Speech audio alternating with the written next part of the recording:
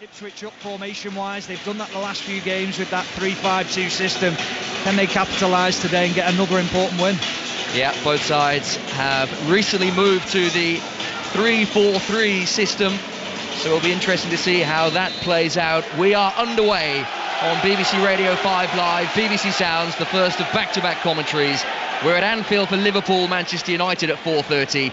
We start at Craven Cottage. Fulham against Ipswich in the now pouring rain in West London. And in the opening 15 seconds already a stoppage, because Raul Jimenez, rather Sasa Lukic, who came charging forward to close down an Ipswich long ball, took a whack in the face from Liam Delap. He's on his feet, he will be okay, but a false start to proceedings.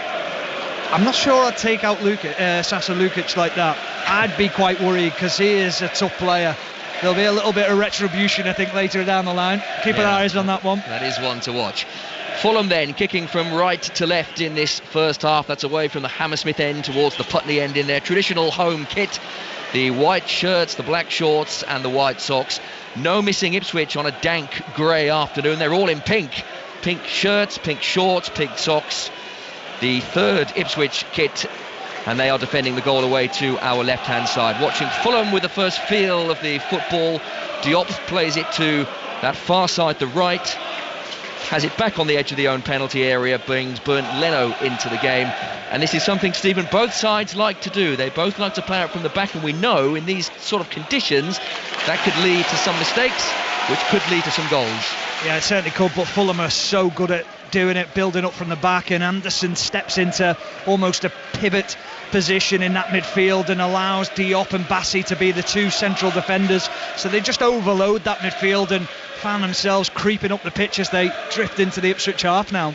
Ball on the left-hand side for Fulham, this near side, the left. Kearney exchanges passes with Lukic, one of two changes for Fulham this afternoon. Tom Kearney, the club captain, in for Andres Pereira, who's only on the bench. The gloved Alex Iwobi, back to Kearney. All this happening just to the left of the centre circle, inside the Ipswich half. Patient Fulham possession. I'll run you through the two sides when there is the first opportunity to do so, with Fulham continuing to keep very patient possession. Kearney to this near side, the left, and the dangerous Anthony Robinson. Always exciting to see Fulham play, and always exciting to see how Anthony Robinson gets on. The ball over the top, looking for the run of Wilson on the edge of the penalty area. Iwobi picks up the loose ball, centrally positioned, 25 yards out. Morsey dispossesses him. Delap can spin nicely away from Anderson, and here's an opportunity for Smodics now on the near side, the right for Ipswich. Low ball into the penalty area. Bassi is in the way, and he should be able to complete the clearance for Fulham in their left-back position. 0-0 to nearly 3 minutes played. Well, here's the danger now, the counter-attack from Fulham. They turn the possession over and they find themselves down the left-hand side with Iwobi driving down there.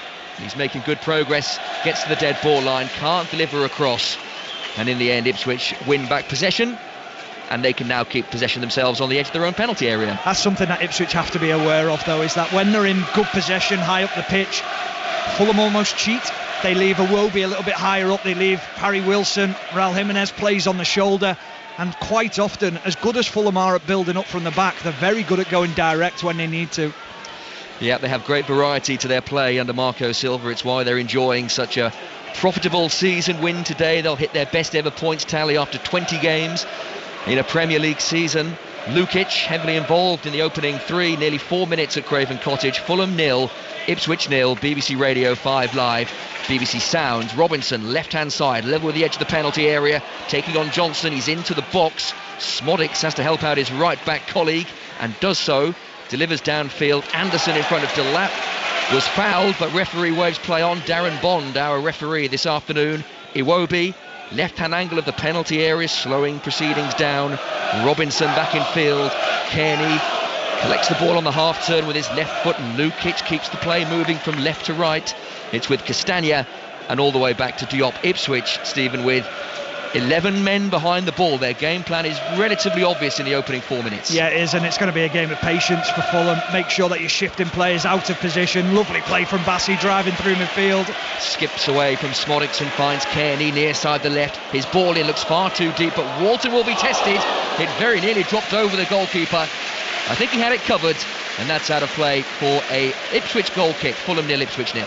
Yeah, just overcooked it ever so slightly. You could see what he was trying to do on the left-hand side, just about 5 or so yards outside of the penalty area. He's trying to bend it into a corridor in between the penalty spot and the 6-yard box, just asking his striker, Raul Jimenez, to go into that space, but just the technique wasn't quite there this time. Leno, the goalkeeper for Fulham, the back three of Diop, Anderson and Bassi, Castagna and Robinson providing the width as wing-backs, Wilson, Kearney in for Pereira, Lukic, Iwobi behind Jimenez. Ipswich with Walton in goal, keeps his place in goal after a very impressive performance, kept a clean sheet on his reintroduction to the team, replacing Muric. O'Shea, Wolperton, Greaves, the back three, Johnson and Davis, then Smodics, Morsey, Cayusta, Broadhead behind Delap. Fulham probing, moving forward once again, centrally positioned. Lukic to the imposing Diop wearing the gloves, not the only player wearing gloves on what is a chilly afternoon, but it has been colder. Rain has relented, grey sky still overhead. Robinson in field, Iwobi with a couple of touches. He's got a pocket of space in which to operate, finds Wilson on the edge of the penalty area. Now Castagna on the right hand edge of the box, back to Wilson again, thought about crossing with his left foot, but that particular avenue was closed off very quickly. Wilson again does deliver. This will be headed away by O'Shea comfortably enough. Robinson will keep this in near side the left. Kearney on the left hand angle of the penalty area. Jimenez and Wilson wait for a cross that doesn't come. Kearney, Iwobi and Kearney again, left-footed ball back to Diop. And Stephen, Fulham intent on moving Ipswich from left to right, but Ipswich defending very solidly so far. Yeah, they are, but the way that Fulham are moving the ball, they're not being lethargic with it. They're moving the ball very quickly at pace, and that is very tiring on the legs of the Ipswich players, trying to adjust the positions constantly. But just keeping an eye on Alex Iwobi. He's that player who likes to play out on this left-hand side, but what he's doing is he's drifting inside and creating a 3v2 in that midfield position. And Ipswich are also having the two wing-backs really forced back, and it's becoming a 5 at the back now for Ipswich. He's having an excellent season, is Alex Iwobi, featured in every Fulham game this campaign. This is his 50th Premier League appearance for Fulham. It was great to hear him in the build-up with Steve and co. It is very much a brotherhood at Fulham. We mentioned those players that haven't quite made it at the top level. Andreas Pereira on the bench today at Manchester United, Leno, Smith Rowe, Iwobi at Arsenal. Ipswich for the first time in this game looking a threat. Delap on the edge of the penalty area, 25 yards out. He's fouled there by Lukic, who just left a right leg dangling. Delap went over it, and Ipswich have this free kick 25 yards out, dead centre of the Fulham half. Brilliant from Delap. This is exactly what he's going to have to do all half. He's going to have to receive the ball, invite pressure, pick up free kicks, or create something, or find a pass to relieve that pressure, because his team are going to be under a lot of pressure. But that is superb centre forward play by Delap. Such an influential player for Ipswich, Liam Delap. Not just his goals, 7 of them, 2 assists. He's been directly involved in exactly half of Ipswich Premier League goals this season, but just his presence up front, what he brings to the team. He missed the game against Newcastle through suspension, a game Ipswich lost 4-0 at Portman Road, and there did seem to be a lack of belief from Ipswich when he wasn't in the team to bring that hold-up play. I'm really surprised at this free kick. It looks like they're going to float it in. I'd be shooting, it's so wet. Morsey does float it in towards that back post, played back across goal by Davis, who will hope for the corner, won't go out of play. Davis on that far side of the left for Ipswich as they kick from right to left. Back to the left wing back again. That's a great ball into the penalty area. Smodics wasn't too far away from getting on the end of that, and I'm not sure Leno was getting to that either. Robinson can bring it clear for Fulham. He's got Iwobi on the left hand side. He's got Wilson and Jimenez making good runs. It's Jimenez into Wilson, and just like the chance a few moments ago for Ipswich, the ball across just fractionally too far ahead of Harry Wilson. 0-0. Oh, what a switch of play from Anthony Robinson, and really good play and smart play by Raul Jimenez. Just pulls on the shoulder of the defender. Always going to be favourite to win that header, but Harry Wilson spotting that, noticing it, makes the move inside, and as you said, Chris, just a fraction away from finding Harry Wilson. It's been a lively start to the game. It's been played at a really nice tempo. Ball floated over the top and controlled beautifully by Wilson. Low ball in from Castagna. Low header away by Davis, and Delap once again demonstrating how important his defensive work is, holding the ball up in midfield, allowing Christian Walton all in yellow this afternoon to deliver downfield. Bassey's under pressure, Delap putting him under pressure, but he deals with that comfortably enough and passes responsibility back to Bernd Leno. Fulham 0, Ipswich 0. Something Ipswich are going to have to be aware of is Harry Wilson's runs from midfield and how he times them. He's not the quickest player on the pitch, but what he is super intelligent in when to go, when to make those runs, and there's just been 2 or 3 opportunities now where he's just drifted in behind and the ball's been a fraction away from finding him. Rain has relented, but still very grey overhead, and there is a nice zip to the pitch, which always aids teams that like to play on the floor football, which undoubtedly both of these teams like to do. Fulham enjoying this excellent season, but they have dropped so many points when ahead. 19, which is a league high. Who knows how high up the league they might have been had they managed to convert some of their winning positions. Still waiting for the first goal of this damp afternoon on BBC Radio 5 Live. We are nearly 11 minutes into the game at Craven Cottage. Fulham 0, Ipswich 0. It's Ipswich's turn to keep safe possession in their back line. Here is Ben Johnson, one of those 2 Ipswich changes. The other, no Amari Hutchinson. Big miss for Ipswich. Ball over the top for Delap. Leno playing the sweeper keeper, all in baby blue, just outside his penalty area. Tidies that up with minimal fuss, and Fulham can build the latest attack. The fluorescent booted Joachim Andersen, his long hair safely held behind him with a blue headband. The long shirt sleeved Kearney, who was sent off against Spurs. He was sent off by this referee, Darren Bond, showing him 2 yellow cards. It was quite the game for Kearney. He scored off the bench and was then sent off in that 1-1 draw at the Tottenham Hotspur Stadium a couple of weeks ago. Diop now sidling over halfway, exchanges passes with Lukic. All of this on the far side, the right, as we watch Fulham kicking from right to left, demonstrating, Stephen, that they are quite happy to move Ipswich around and waiting for the opportune moment to find a run from Jimenez, to find a cross from Wilson. It might come now. Here is the aforementioned Welshman Harry Wilson. Castagna on the overlap, low ball in that is cleared. A stooping Jacob Greaves puts it behind, and this will be the first corner of the afternoon. Yeah, super football from Fulham, the understanding of where to move, how to find space, and Harry Wilson, so often running in behind early on, drops deep, allows Castagna to run a little bit further ahead and create that overload down that right hand side. Just couldn't quite beat the front man, but they found themselves with a corner, which will be taken by Harry Wilson, far side the right for Fulham. So this will be an in-swinger into a crowded penalty area. Wilson delivers. It's a good ball as well, right underneath the crossbar. Greaves heads away. Lukic with an acrobatic volley. This might drop for Bassey on the left-hand side of the penalty area. He's being held up by Davis. Bassey, the ball stationary. Now Anderson, he wants to be in the box, not crossing. It's a great ball into the back post. Jimenez lurking. Ipswich headed away. Couple of decent headers there to get away from danger. Anderson again. Now Bassey on this near side, the left. Another centre-back thinks about crossing. It's another good ball in as well. Diop is there. This will be cleared by Broadhead on the edge of the penalty area and thumped downfield. 0-0.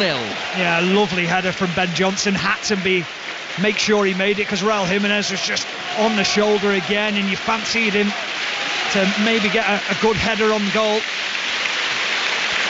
This is a nice touch. Craven Cottage on their feet, applauding in the 13th minute 13-year-old Zach Little, who tragically passed away just after Christmas. He was a huge Fulham fan, a season ticket holder in the Johnny Haynes stand that we sit in. His picture on the 2 big screens at Craven Cottage, and everyone on their feet applauding his memory. Ball played into the Ipswich penalty area. Iwobi couldn't quite get on the end of that, but Ipswich failed to clear. Lukic, now Iwobi, centrally positioned. Bassey, Robinson on the overlap. Bassey's little flicked ball into the penalty area. Robinson will try and get on the end of this. Ben Johnson prevents the corner. Instead, a throw to Fulham, 2 or 3 yards away from the corner flag. It has faults, does football, but it has many, many positives, and one of those many positives, Stephen, moments like that. Oh, incredible. Yeah, I mean, I'm a father myself, so I'm sat there thinking of my kids straight away, and you just think, what a tragic loss of life, and a lovely little tribute there from both sets of fans and the managers as well, both applauding. Chance of a counter-attack here for Ipswich, being led by Delap on that far side, the left. Another one in the garish orange boots. Base of the centre circle, Morsey and Kayuste exchange passes. O'Shea just inside the Fulham half, a smooth right-footed ball out to Ben Johnson, who has his arms outstretched, the universal sign of wouldn't mind a little bit more movement, a few more options up front. That avenue is blocked off, so we are all the way back just outside the Ipswich penalty area. O'Shea back to Christian Walton, and Kieran McKenna, Stephen, will be satisfied with the start. He won't be satisfied with that, at least he's saved by Darren Bond's whistle. Kayuste dispossessed by Lukic, looked a fair challenge in a very dangerous position, but the referee's whistle comes to Ipswich's rescue. Yeah, I'm not so sure he knew what was behind him there, Kayuste. I think he just got caught on the ball, a little bit lucky, but I think Kieran McKenna will be satisfied, but he'll realise that Fulham are dangerous and that they are dominating possession and hurting this Ipswich team. But he'll also be worried about the lack of ambition going forward, or the lack of intent. But is that the game plan? Most probably is. Fulham fans want a free kick for a aggressive Ben Johnson challenge on Anthony Robinson, who looks accusingly towards Darren Bond, but the referee was quite happy with the challenge. Instead, it's out of play for a throw to Ipswich in their right back position. O'Shea down the line, Delap the target, Robinson gets his head to it. Kayuste back in field, Broadhead dispossessed by Lukic. Once again the referee awards a free kick in Ipswich's favour, and once again, Stephen, you fancy Fulham have every right to be aggrieved. Yeah, I think he just felt, the referee Darren Bond, that there was a little bit of a pull on the shoulder of Broadhead as he potentially lost possession there to Lukic, but Lukic is absolutely furious. He just has to calm himself down a little bit now, because that's 2 fouls he's given away, and if you turn around and have a pop at the referee like that, he'll mark your card. Marco Silva also having an animated word with Andy Madley, the 4th official. He needs to be a little careful, Marco Silva. He's one of the managers on 2 yellow cards, so if he gets a 3rd, he will be serving a touchline ban. We've seen many a manager fall foul of the new yellow card law. Must be so difficult on the touchline. You're living and breathing and kicking every ball, aren't you? Bassey brings the ball away for Fulham just outside his own penalty area. 17 minutes played. You're with BBC Radio 5 Live, the BBC Sounds app if you need to take us with you out and about on the first Sunday of 2025. Liverpool, Manchester United to come from Anfield at 4:30. That game does go ahead. Delap inside the centre circle, the pink shirts flooding forward. That's a nice interchange with Kayuste. Delap on the edge of the penalty area now. He's got numbers on the overlap, and Ignendi ignored Davis. Might have been better playing the pass. No real harm done, because Ipswich have the ball right back at their feet. Broadhead and Morsey, base of the centre circle. The tall O'Shea and the Egyptian international Morsey, once again surrounded by several white Fulham shirts. The long-haired Greaves, and O'Shea has the alternative on this near side, the right, should he be needed. It's back with Christian Walton. Fulham, like Ipswich, when they haven't got the ball, are working very hard to close down the space, make sure that Ipswich don't have any room in which to try and pick those passes through to Liam Delap. And another move breaks down. It's all the way back in the Fulham back line as we tick into the 19th minute. Fulham 0, Ipswich 0. Well, we've seen that from Fulham over the last couple of weeks, how organised they are when they get into positions and make it life difficult for teams to break them down. You think of Arsenal coming here a few weeks ago, they found it so difficult to get in behind this back line of Fulham. So they're a very well organised team. Still waiting for the first real opportunity of the game. Neither goalkeeper forced into any meaningful action. Kearney drops the shoulder and sets off purposefully towards the edge of the Ipswich penalty area. The big cheers, because Darren Bond does give a decision in Fulham's favour. Kearney clipped by Kayuste, and this is a Fulham free kick 35 yards out, just to the right of centre. Yeah, just clips his heels ever so slightly. I'm not so sure there actually was too much, but there must have just been enough, and Darren Bond, he had a grin on his face as he gave that decision. He heard the ironic cheers from the Fulham fans. But this is a situation now for Fulham what are they, 20 yards outside the penalty area for an opportunity to hit the bigger players who've come up from the back, Diop, Bassey, and then you've got Anderson as well. Iwobi's not exactly a small player himself, so will we see something? You've also got Anthony Robinson just lurking in the left-hand side. Harry Wilson runs over it. Lukic delivers towards the back post. It would have been a Diop header had Johnson not got there first. The ball still loose inside the Ipswich penalty area. Bassey will scamper across to this near side to collect a loose ball. Kearney delivers with his left foot. That's a good ball in, and headed goalwards by Jimenez. Forces a good save from Christian Walton, diving to his right-hand side. And there is the first chance of the game. Kearney again delivers. This time headed away by Wolfenden all the way to the halfway line. Kearney's ball was perfect. Jimenez, good contact on the header, and that's a decent Walton save. Yeah, he's such a danger, Jimenez, because he's actually just lurking on the shoulder of Leif Davis, and that is a mismatch in itself, and a really good save from Walton, one that you'd expect him to make. It was at a good distance from him. It wasn't exactly right in the far corner, but a smart save no matter. Fulham's top scorer this season, Raul Jimenez, getting back to somewhere near his best you fancy after that horrific head injury he suffered a few years ago playing for Wolves at Arsenal. Fulham 0, Ipswich 0. Wilson on the half turn. Jimenez again, snaps right foot shot. Wilson on the rebound. It was an air shot with his right foot, but he darts through a couple of challenges, still going inside the penalty area. Will this drop to Kearney? It does. Now Robinson. Here's Iwobi on the left-hand side of the penalty area, all very frenetic and untidy. Robinson, Iwobi, chance to cross onto his right foot. Nutmegs Johnson. Iwobi goes for goal. The block at the front post by Kayuste, and Fulham are turning up the heat. Still 0-0. What a lovely little nutmeg from Alex Iwobi, and as he just opens his body up, Harry Wilson just slammed on the brakes, and you're thinking, just find him, but he's only got one thing in his mind. He gets so excited with that little nutmeg, he thinks, well, I'm going to try and bend it in that far corner. Harry Wilson was the pass, though. It's a good passage of play from Fulham. Prolonged pressure from the home side in front of the Putney end, which does house the Ipswich fans. Many of them have made the journey from Suffolk to be here in West London. Corner from this near side, the left now. Lukic will be delivering an in-swinger, swirled into the penalty area. Greaves heads it away. That looked like it struck an Iwobi arm, a Bassey arm rather. Referee waves play on. There were no real appeals from the players, in all fairness. Kearney now tiptoeing his way towards the edge of the Ipswich penalty area to Wilson, near side the left. Lukic, will he cross? They have so many opportunities to get a ball into the penalty area. They're waiting for the best moment to strike. Anderson, left-hand angle of the penalty area. Iwobi again, this time does cross. It's another one headed away by Jacob Greaves for Ipswich.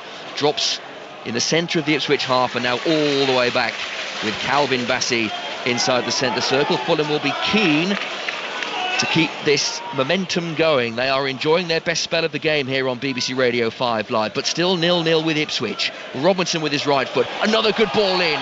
Jimenez wrestling with Greaves. That's a really good battle.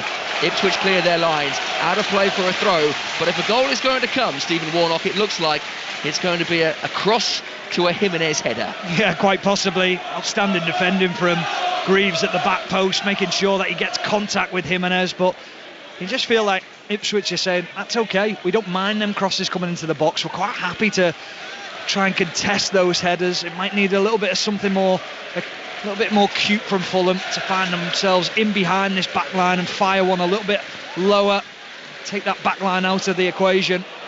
Yeah, a little bit more guile, a little bit more care needed, with Joachim Anderson's ball to this near side the Fulham left. It was way over Calvin Bassey's head and drops out of play for an Ipswich throw. Fulham 0, Ipswich 0. We are in the Johnny Haynes stand, just to the left of the centre circle, and mention how you always have that feel of theatre coming to Craven Cottage, and we are right within the punters here, aren't we, Stephen? We can turn around and have a conversation with the season ticket holders just behind us. We can almost reach out and touch those in front of us.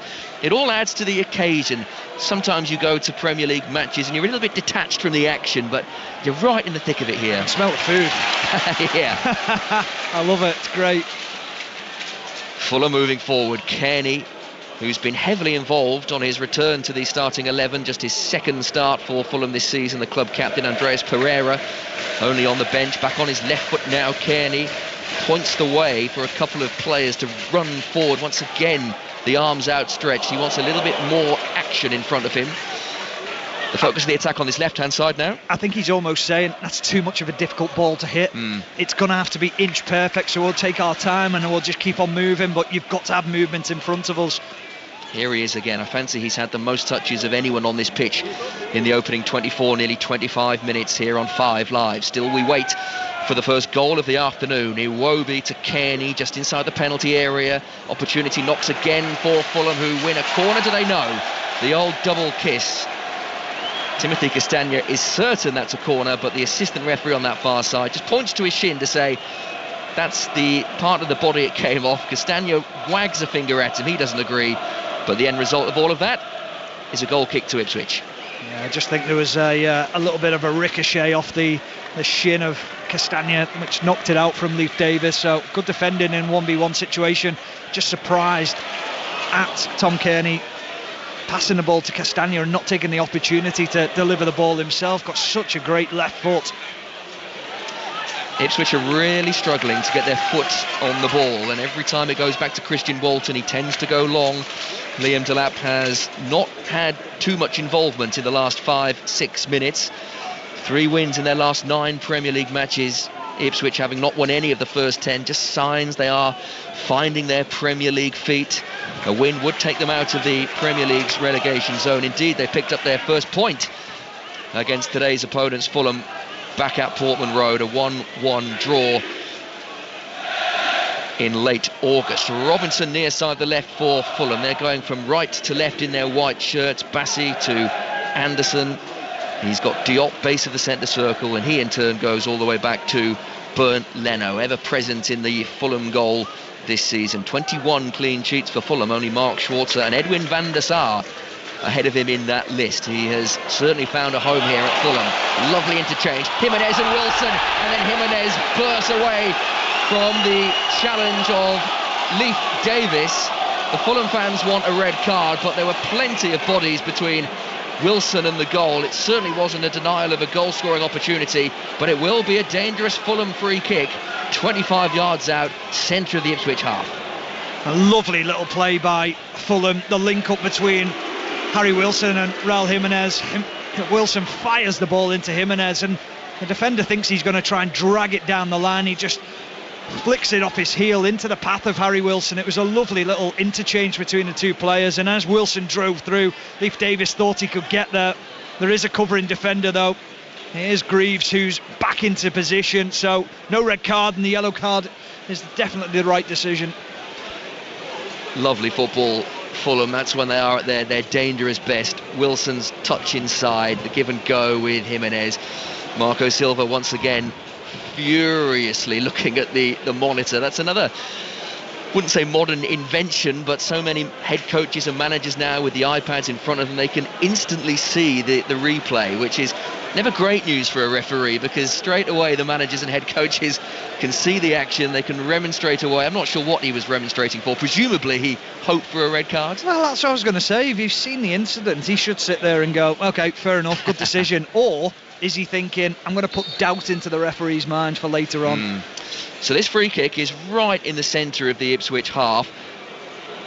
We've all seen Harry Wilson pop them in from this range, though, in his days for Fulham and Derby. Lukic, though, lifts it into the back post. Anderson heads it across goal, straight into the grateful hands of Christian Walton. Just needed a little bit more of a straighter trajectory on that header across goal. It was comfortable for the goalkeeper. Yeah, very difficult with the pace of the ball that came in to really generate any power or pace on the header, but they're very clever, Fulham, at moving players out of positions and finding that extra spare man when they do have set pieces, so it's definitely something to keep our eye on.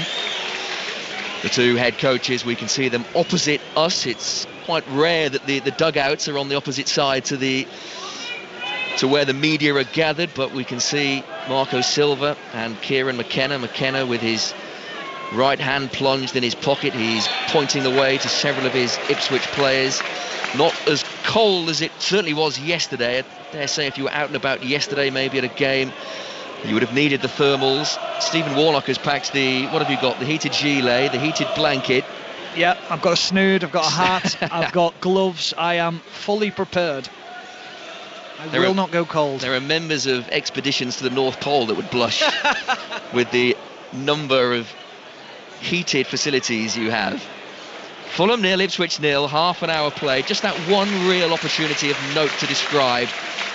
And that was the Raul Jimenez header that Christian Walton kept out. Bernd Leno has the ball stationary, has it at his feet, and he's waiting for a little bit of movement in front of him. Delap with the cursory trot towards him to put him under a little bit of pressure, forcing the ball out of the 6-yard box. Leno does go long now with his right foot towards the centre circle. Wolfenden rises, Morsey's cushion touch, Cayuste has it, left hand side of the centre circle inside the Fulham half. All a little bit loose and frenetic though from an Ipswich perspective. They are not being allowed to play, and you credit Fulham for putting them under pressure, but you fancy Kieran McKenna will just want a little bit more care from his side when in possession. It's very difficult against Fulham because they are set up to win that ball back in the way that they press, and they press aggressively. They do it so well.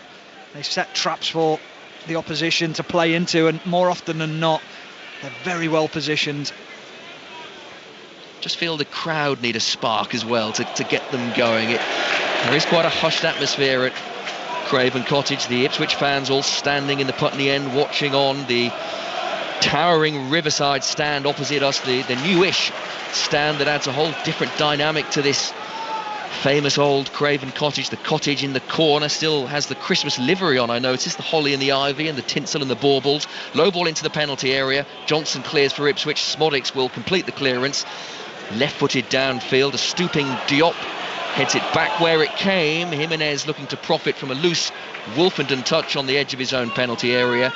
Greaves to Davis, and all the way back to Christian Walton, all in yellow with the orange boots. Downfield it goes. Delap, lovely first touch on the halfway line, brings the gloved Smodics into play. Back to Nathan Broadhead, the Welsh international. He's checked by Lukic just inside the centre circle, and Ipswich have this free kick with 14 minutes of the first half to play. Fulham 0, Ipswich 0, 5 Live, BBC Sounds, with Liverpool, Manchester United to come. Pat Nevin and John Murray, 4:30 commentary. The game does go ahead, despite concerns because of the weather. Not that you'd know it down here, Stephen, to be honest. We saw a flurry of snow late yesterday in London, but it's been relatively clear, just the odd patch of rain to worry about. It's just been a little bit wet and miserable, hasn't it? But apart from that, it's okay. Ball into the Fulham penalty area, drops behind for Ipswich's first corner of the match. That looked a fairly unthreatening ball into the box, but Davis just gets behind the Fulham back line, delivers across the penalty area, and this drops out of play for the first Ipswich corner of the match, which Sammy Smodics will go across to take. We are seeing on the big screen the Premier League Match Centre on X, which is confirming why VAR decided not to get involved in that potential red card for Leif Davis. In comes the corner into the front post. Lukic heads it away. This will be picked up once again by Smodics. In fact, he allows it to run out of play for a throw level with the edge of the Fulham penalty area. Ipswich trying to build some momentum in this game. They are yet to test Bernd Leno. We'll be heading across to Fir Park. Motherwell Aberdeen has just got underway in the Scottish Premiership, but we'll see how this throw develops. It'll be level with the edge of the Fulham penalty area. Johnson, not great distance on it, but helped by a flick Cayuste header. Back to Johnson again, left hand side of the penalty area. Cayuste's low ball in. That's Castagna in the way. Wilson can turn away. He's got Jimenez racing up alongside him. The ball through, however, comfortably cut out by Greaves, and Wolfenden can start things again for Ipswich Town. Fulham 0, Ipswich 0. So let's head to Fir Park in the Scottish Premiership. Motherwell Aberdeen underway. Jane Lewis. Underway, we played 2 minutes here. It's Motherwell 0, Aberdeen 0. There was a minute's silence, actually, a really nice touch as a tribute to all the Motherwell fans who had passed away last year. Impeccably observed, but yeah, the action is now underway and no real chances for either side on goal. But I tell you what, both chances will want to try and get some kind of positive result in this one. Motherwell not won in their last 4, Aberdeen not won in their last 13. It's 0-0. Thank you, Jane. Celtics and Mirren to come at 3 after that incredible 3-3 draw earlier today. Hibernian and Rangers. Just over 10 minutes to play at Craven Cottage. 5 Live, BBC Sounds, 0-0 between Fulham and Ipswich. Here goes Lukic towards the edge of the Ipswich penalty area, cleared out of play for a throw. Just to confirm that Premier League Match Centre tweet, the referee's call of a yellow card for the challenge by Davis on Wilson was checked and confirmed by VAR, who deemed this was not denial of a goal-scoring opportunity.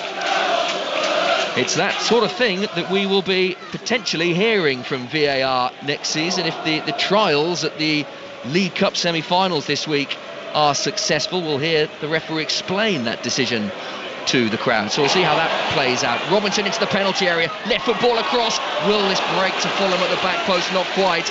There were bodies everywhere. In fact, the referee has stopped play because he's seen something, an infringement, maybe Wilson on Johnson. But more promising play from Fulham. Robinson on this occasion, give and go with Iwobi. Just that final pass lacking.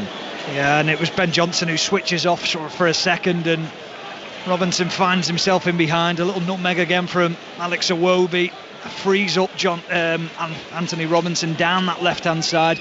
I was thinking, just put your laces through it, just hit it as hard and low across the goal as you can, and perhaps you might just get a defender putting it into his own goal or causing a ricochet, and it might fall to one of your players. But more problems at the back for Ipswich there created. Are riskily playing out from the back once again, but they do manage to escape that particular problem, and they might do more than that. Smodics to Broadhead now, edge of the Fulham penalty area, onto his left foot. There are numbers here for Ipswich. Davis arriving, left-hand side of the penalty area, the cutback in the general direction of Delap, but he didn't really look as he played it.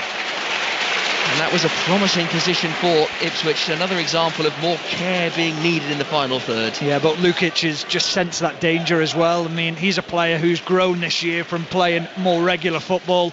Last year, Paolini would have played the majority of games. This year, the question's a bit odd. The selection's been given to him, and he has flourished in that position this season. Yeah, João Paolini, one of the big names to leave Fulham at the start of the season, heading to Bayern Munich, but great credit to Marco Silva and to Lukic that his departure hasn't really been missed this season for a Fulham side on the fringes of the European places, and they'd love to bring European football back to Craven Cottage. Some memorable nights under the lights in Europe over the last 10-15 years. That incredible run to the Europa League final in the Roy Hodgson days in the late 2000s.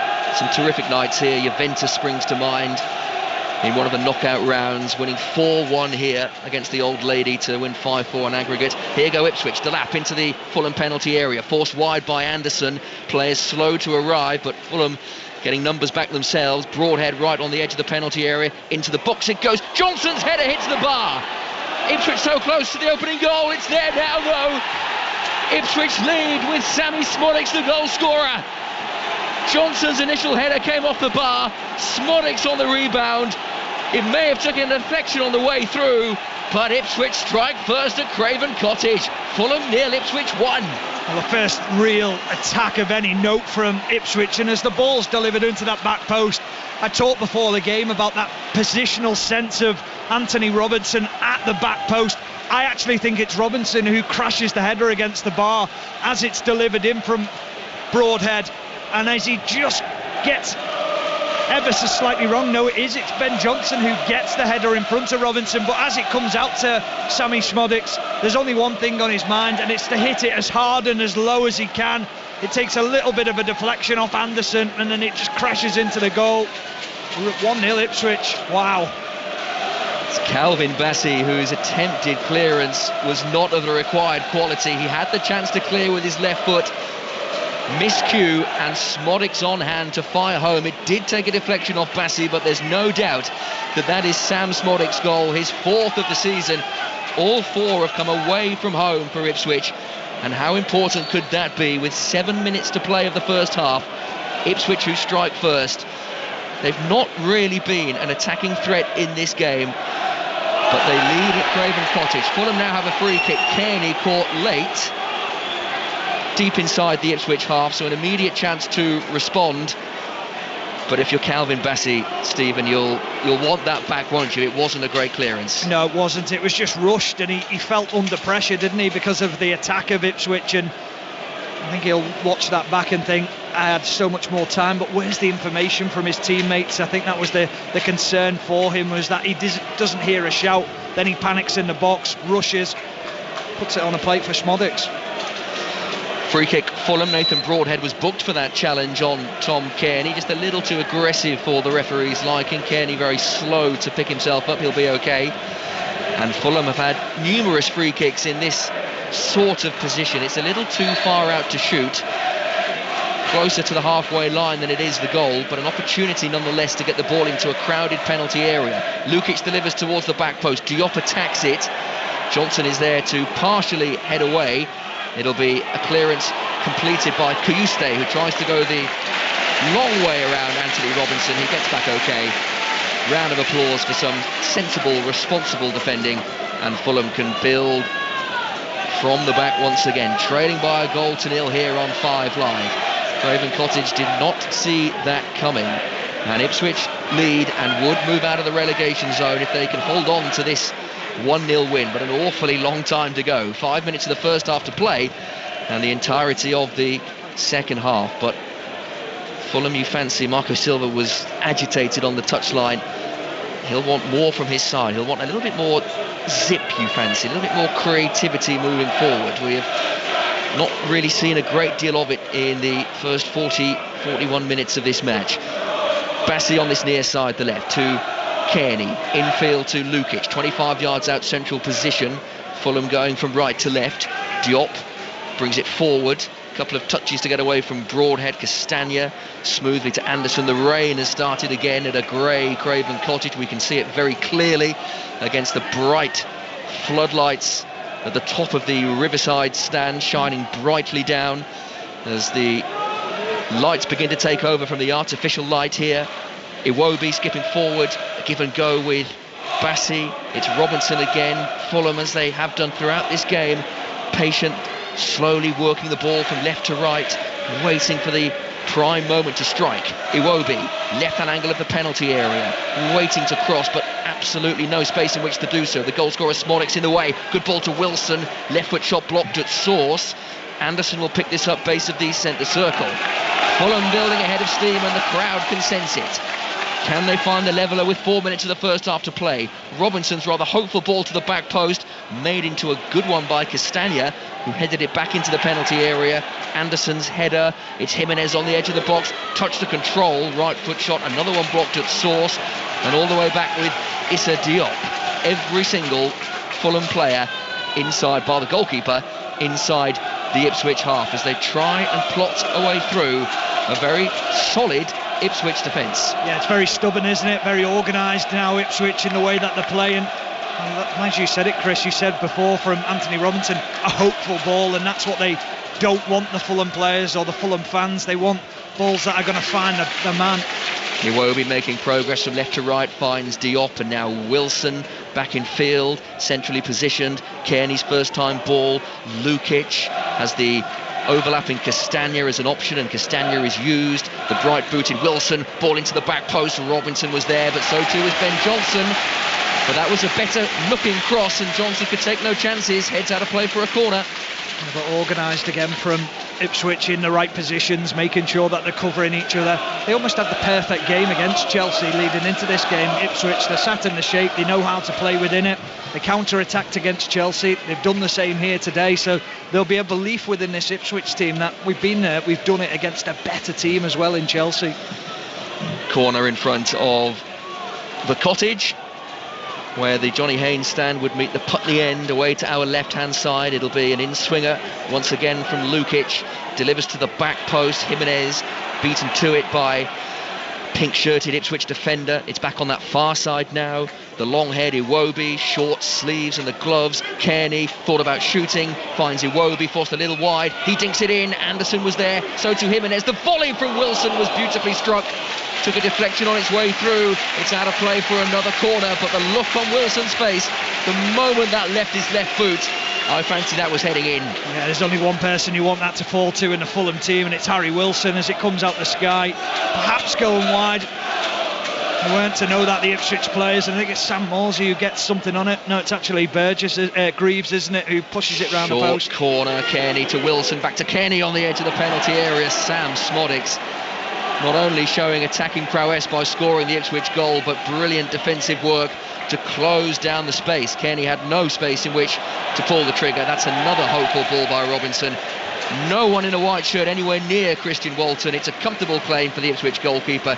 He collapses to the floor, wastes a few precious seconds, and Ipswich are 30 seconds plus stoppage time away from a half-time lead at Craven Cottage. Fulham 0, Ipswich 1. Yeah, I just wonder from a Fulham point of view whether they need to revert back to a back four, pull the wingers wide and start to make the pitch a little bit bigger, make it harder, and allow those two full-backs in Robinson and Castagna to start their overlaps and try and draw people out of positions a little bit more.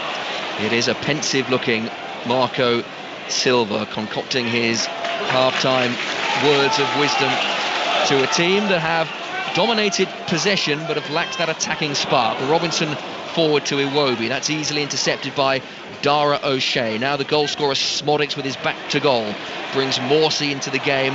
Nicely switched to Davis, who ambles over the halfway line. In fact, he's doing more than amble, he's charging over the halfway line. Ball to the back post, inches away from getting on the end of it. Robinson can hook it clear. We're into 1 minute of added on time here on 5 Live and BBC Sounds. Fulham 0, Ipswich 1 in our first Premier League commentary of the day, with Liverpool Manchester United to come from Anfield at 4:30. Smodics in field.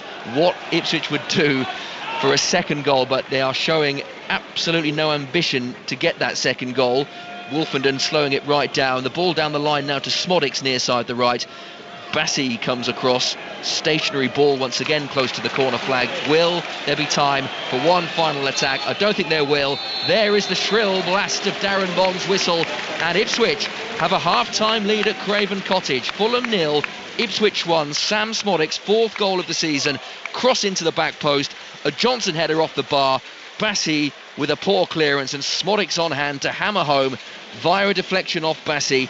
Fulham have dominated possession, Stephen Warnock, but it's Ipswich with the one moment of attacking quality, and they have what could be a precious half-time lead. Yeah, Kieran McKenna will be just saying to his team, absolutely perfect. You've carried out the game plan perfectly to a man. You've counter-attacked when you can, and they've got that killer goal on the break. From Fulham's point of view, Marco Silva will be bitterly disappointed. Dominated possession, as you said, but only had one real clear opportunity, which was the Raul Jimenez header, which was easily saved by Christian Walton. So a lot to ponder for Marco Silva on his walk back into that dressing room. And he's making the long walk from dugout to tunnel in the pouring Craven Cottage rain. Just that one chance to speak of, as you mentioned, Stephen. The Jimenez header, well saved by Christian Walton. But it's Ipswich who hold the half-time advantage. Sam Smodics goal, Fulham 0, Ipswich 1, Steve. Stephen, given the discussion we were having and that Kieran McKenna was saying about the dangers of over-reliance on Liam Delap, that's an important goal for Sammy Smodic. Yeah, it is, and I think what Liam Delap has done extremely well is he's brought other players into play, but when you counter-attack, you have to gamble men into the box, and credit to Smodics, credit to Ben Johnson. They arrived in at that back post, and they get that vitally important goal. It could be a huge goal in their season.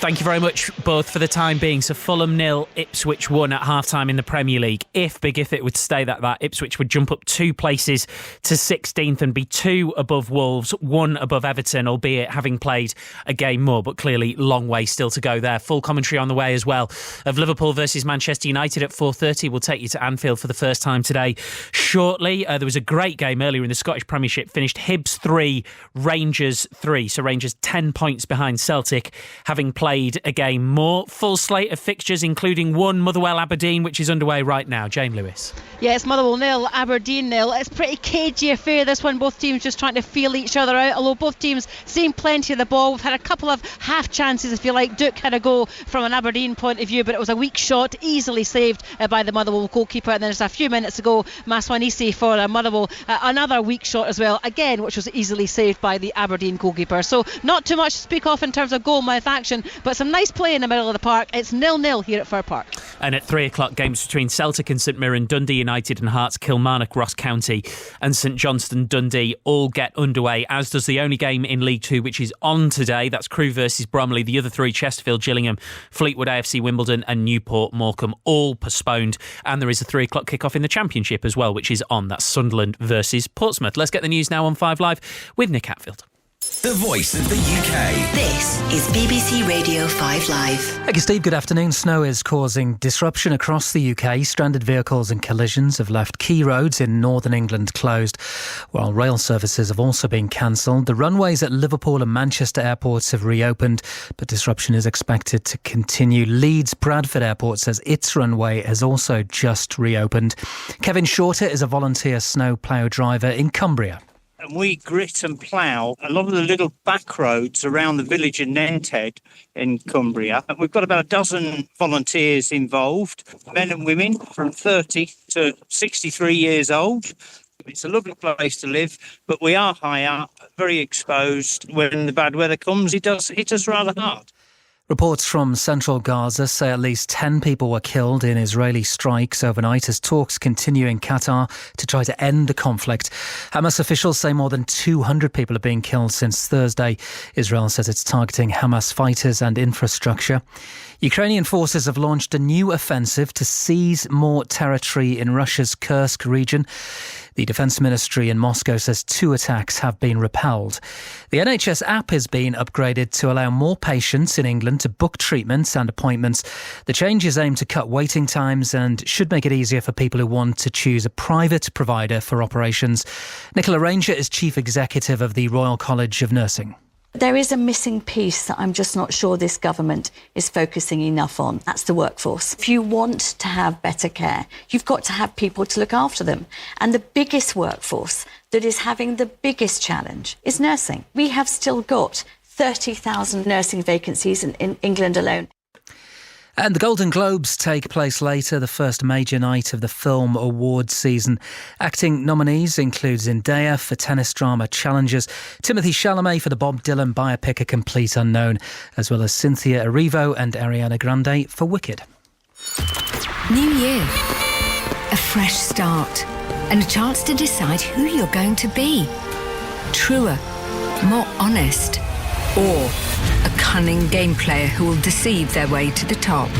Team Faithful or Team Traitor. It's time to pick a side. The new series of The Traitors. Watch on BBC iPlayer. This is 5 Live Sports with Steve Crossman. Listen on BBC Sounds. Fulham 0, Ipswich 1 in the Premier League. Second half commentary on the way. In Rugby Union, defending champions Northampton Saints are at home to leaders Bath in the Premiership. This one kicks off in 8 minutes' time. There's commentary on 5 Sports Extra and James Burridge is watching.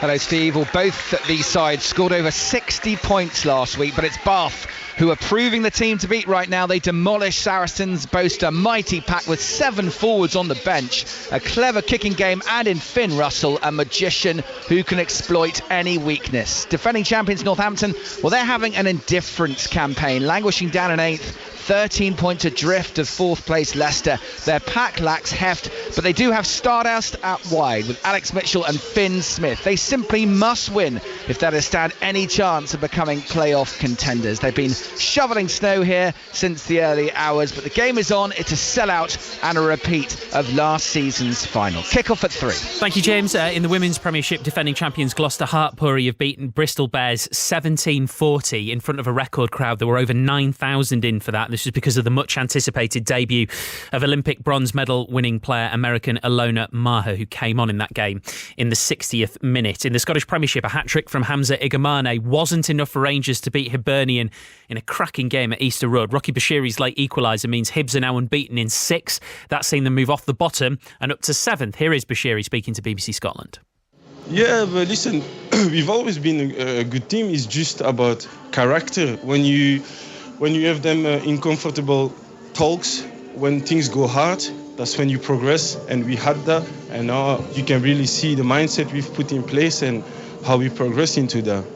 How did you feel when you scored that winning goal? I think we could see the joy in your face, all your teammates crowding you. Yeah, but my family flew over yesterday, so there were 6 of them in the stands, and that was the same as against Aberdeen. They were here, and I scored, and I was also happy, to help Martin for the assist on the 2-1, because it's very important to go to halftime with 2-1. So yeah, very good.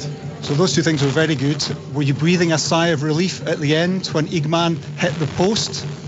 Yeah, I mean, it's difficult. I was 1v1 on a half pitch, but I think I do well to come back and to annoy him, and something I need to take out of my game. One last one. What's changed with this Hibs team? Because that's 4 wins and 2 draws in your last 6 games. You've completely turned things around.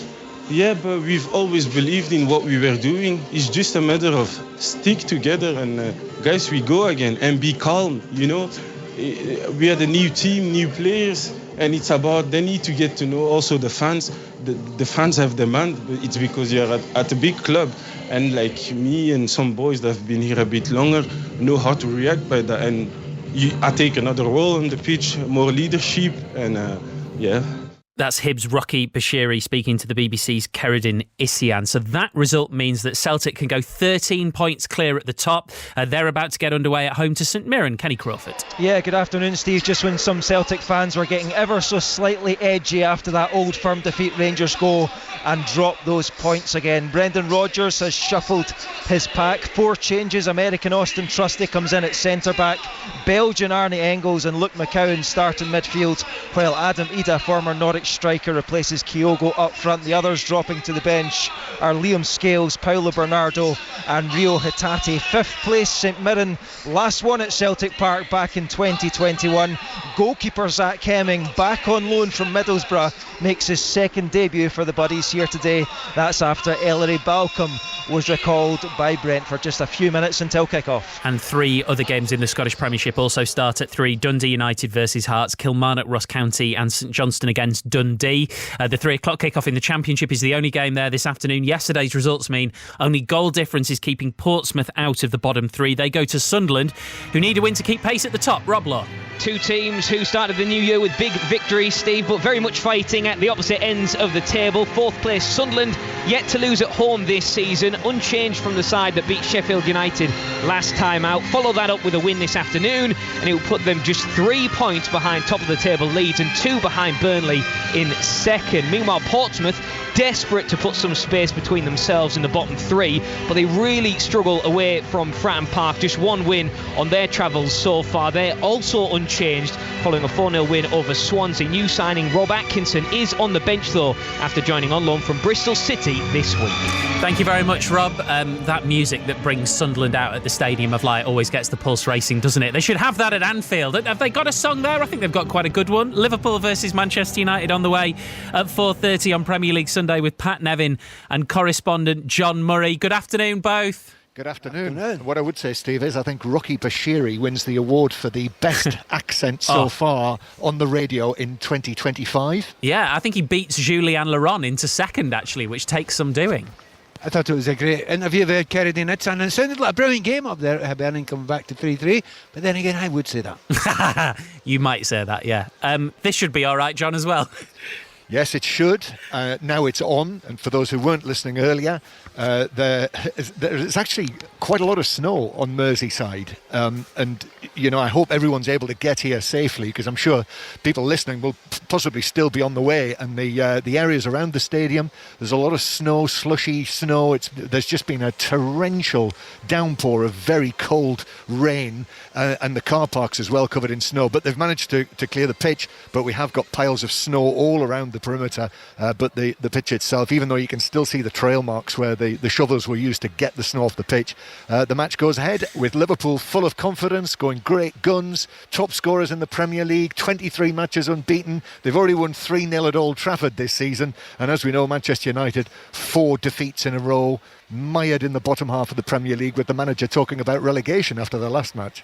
So the thing is, Pat, and let's just take as read that thing about you just never know in football and anything can happen. Beyond that, how difficult is it to make a good case for Manchester United today? Only history, some history from the past that would say, look, they can get themselves up for certain games, and that happens with players. They know that they're big game players, some of the ones that are going to play, and they haven't been playing at their best, so you can bring it to the table now and again. So that's the argument we could make. If you're going to be honest about it, everything is in Liverpool's favour. They're at home, they're playing incredibly well, they've got a lot of players that are playing with confidence. And I was listening to you earlier on and listening to Amarin's comments of the players are scared to play, and I'm thinking, what? It's just basic kind of what you should be able to do as a professional footballer. But you know what he meant. You're right, it was slightly lost in translation. What he was saying was a fear factor in there, and the uncertainty of playing the ball when it's on. And in Premier League and against good teams, that ball that's on, that's going to create something or maybe score a goal, it's on for a millisecond. You don't have time to think, you just have to believe in yourself. And I think that's part of what he's talking about. It really doesn't seem to be there in shovels, using the right word for this day today, for the Manchester United players. So they're going to have to start well today, because like a lot of people who are watching this, there's a kind of ghoulish interest from a lot of people thinking how ugly this actually could get. I'm not saying it will go that way, but it's a possibility. It just makes me think, John, immediately back to the reverse fixture, when obviously it was Manchester United's Erik ten Hag. But I remember afterwards Arne Slot basically coming out and explaining exactly what they thought a new Manchester United would do and how they would defeat it. And I remember thinking, I'm not sure you should be this honest and this open about what your approach is, but there's knowing what they're going to do and then there's stopping it, which is something quite different. Well, exactly, and probably the same applies today, doesn't it? With this Manchester United, with the 3-4-3 that Ruben Amorim is steadfastly sticking to.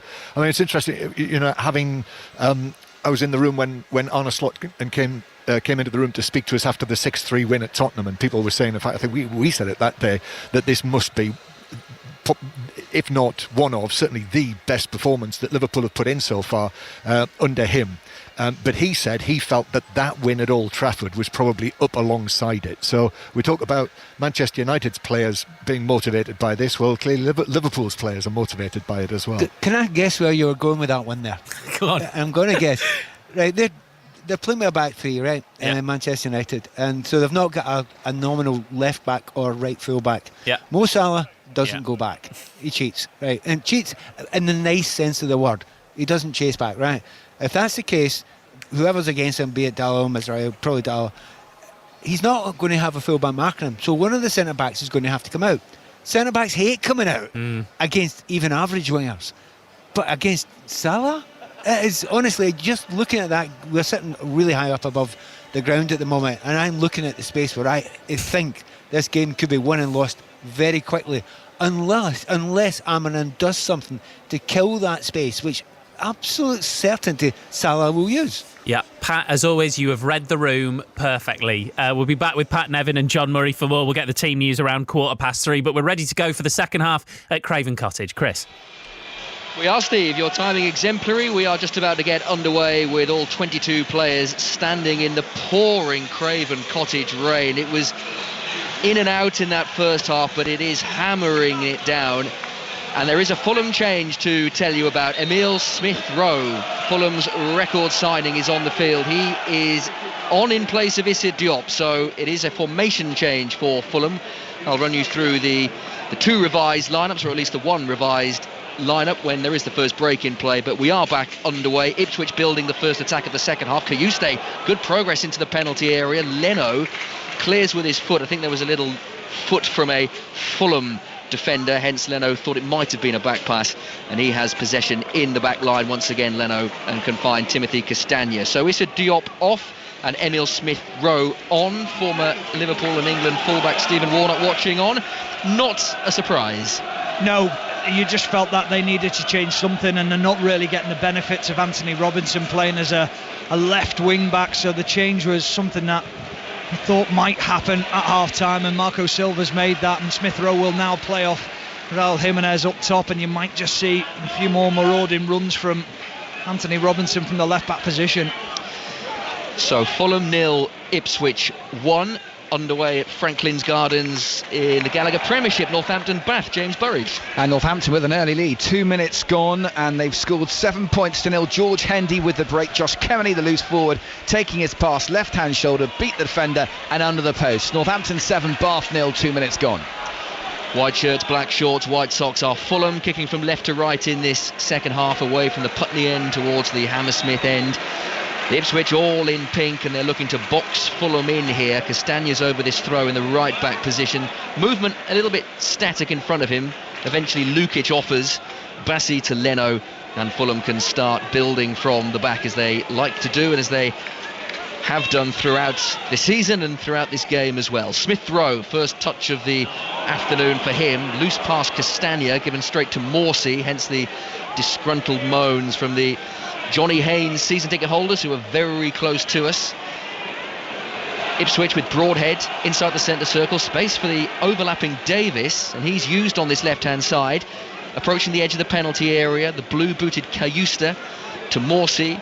Greaves played just behind the centre-back who's operating as an auxiliary left winger. Now Davis, left-footed ball in, is a good one. Smodic's left-foot shot deflected off Bassi. Robinson will prevent the corner. Half an opening there for Ipswich's goal scorer. Smodic's, had he just had a fraction more room, he had a clearer shot on goal there. Yeah, he did, but credit to Bassi because he got across and he sensed the danger and he saw Smodic's moving in to get a shot at goal. But it's been a really good start from Ipswich in the early stages of this second half. Fulham just trying to get to grips with the new system and how they'll find gaps within this setup of the 3-4-3 that Ipswich have set themselves up in. But they've got a little bit of an issue here, and it's the two players that came together, both Bassi and Smodic's, who have both sat on the floor. Not too far away from one another, just inside the Fulham half. Bassi limping, Smodic's clutching a left ankle. It was a good ball played in the direction of Smodic's, just inside the penalty area, and Bassi, to his credit, read it and just about got there. Both are okay, and Ipswich will have this throw in their right back position. Leno, the goalkeeper for Fulham. Now Castagna, Anderson, Bassi and Robinson. Smith Rowe, Lukic, Wilson, Kearney, Iwobi and Jimenez. No changes for Ipswich at the break, who lead this game 1-0. Walton, the goalkeeper. The back three, O'Shea, Wolfenden and Greaves. Johnson and Davis, the two wing backs. Smodic's the goal scorer. Morsey, Cayusta, Broadhead behind Delap. Second half yet to really get going for Fulham. Nearly 4 minutes played of the second half, and there's another stoppage in play here. Fulham have a free kick in their left back area. Deadlock broken at Fir Park. Motherwell Aberdeen, Jane Lewis. Yeah, Motherwell 1, Aberdeen 0. The game has really come alive, and Motherwell were certainly on the front foot. They had a couple of chances before. Luke Wilson has put them ahead in this one. It was a powerful shot in past Ross Doohan in the Aberdeen goal, and Motherwell have taken the lead. They lead this one by 1-0. Dundee have also taken the lead away at St Johnstone in the very early stages of the 5 Scottish Premiership games that have kicked off at 3. Iwobi on the edge of the Ipswich penalty area, trying to find Robinson. Johnson will have to deal with this, back to goal. Had he not done so, it would have been a Fulham corner. Puts it out of play instead for a Fulham throw, which they take quickly. Kearney, Iwobi, waiting for something to happen in front of him. Kearney again on the left-hand angle of the penalty area. The crowd attempting to get involved. Fulham have got themselves in this sort of position on the edge of the penalty area often. It's the next bit that's failed. Lukic trying to make inroads into the penalty area. That's cleared on the edge of the box, and it's all the way out of play for a Fulham throw in their left back position. Fulham nil, Ipswich 1. I really like Cayusta. I think he's been excellent throughout this game. Strong, athletic, drives with the ball when he can. Good range of passing, but also sensing the danger on the other end and making sure that he's covering defenders when they perhaps step out and have to engage. He's the one who will cover. Smart player. He's been a very useful acquisition, the Swedish international on loan from Napoli. He offers a great deal to this Ipswich side, and keeping Calvin Phillips very much out of the team at the moment. Lukic, base of the centre circle. Fulham building methodically, slowly once again. Wilson near side the right in those fluorescent orange boots. The rain has relented in intensity. We can still just about see it falling from a very grey West London sky.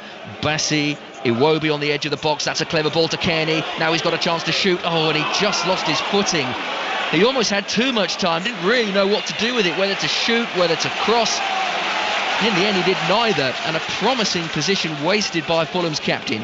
overthought it, didn't he? I think he was thinking there was going to be pressure from somewhere, but he didn't realise that he had plenty of time within the penalty area to actually get his shot away or to find another Fulham player. Dallied on it and got caught. Bassey to Kearney as Fulham look to set up base camp in the Ipswich half. 6 minutes played of the second half on 5 Live. BBC Sounds at Craven Cottage. Fulham 0, Ipswich 1. Bassey on that far side of the left, level with the edge of the Ipswich box. Back in field it goes. Kearney changes the direction of travel back to the right hand side. It's with the captain once again, orchestrating events for Fulham, who are desperately trying to find an equaliser with 52 minutes played. Robinson into the penalty area. Good sliding challenge. Dara O'Shea rather. And that'll be a Fulham corner. And just like the first half, they're just slowly building momentum. They're starting to build momentum, but they're finding it very difficult to find a way either in behind this Ipswich backline or to find quality of crosses. Can that change with a set piece? Far side, the left, outswinger, Wilson over it, a couple of steps towards the ball, headed away by Broadhead. They've been disappointing from a Fulham perspective. Every single set piece and corner has been relatively comfortably headed away by those in pink. Here comes Fulham again with Smith Rowe on the left-hand side of the box. That's a decent-looking ball in, but Walton was first to it. Probably one of those, Stephen, that looked good on first sight, but actually looking at the replay, probably not the right kind of ball needed. It just felt like there was only one player who wanted to go for it, and that was the centre-back, Bassey. No one else took a gamble on that cross coming into the box, and the way that Fulham play, that they actually overplay at times, so there's a hesitancy to actually gamble that there's a cross going to come into the penalty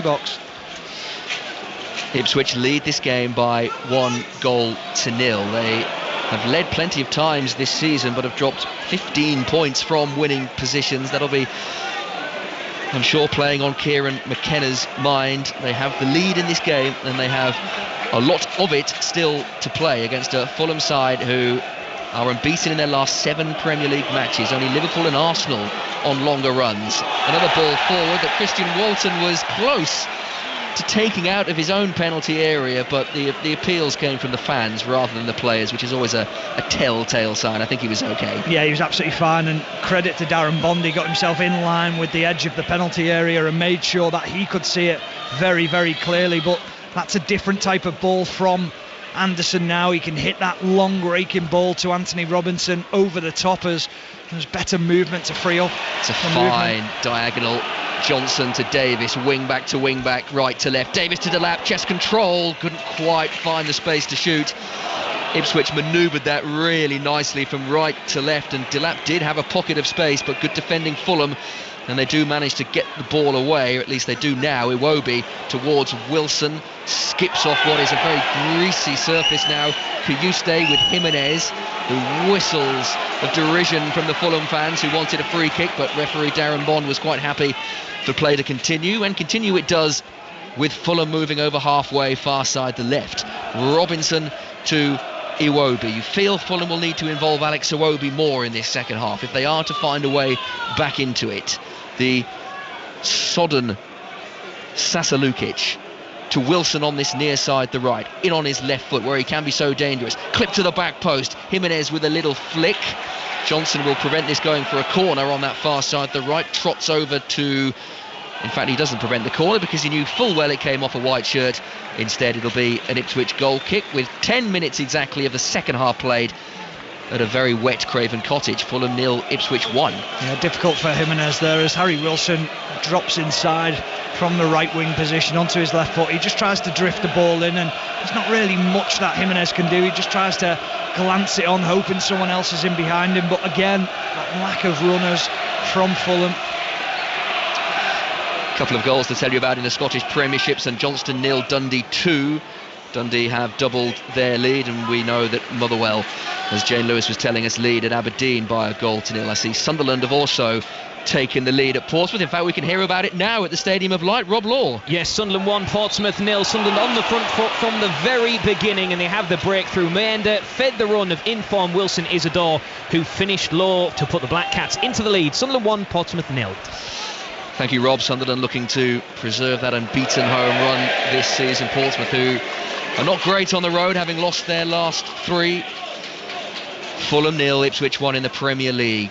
Our second commentary is a belter from Anfield. Liverpool, Manchester United to come, still one of the most watched sporting events globally. There would have been a little bit of trepidation and fear over whether the game would go ahead, but all is okay in the northwest, and you'll hear it in full here on 5 Live.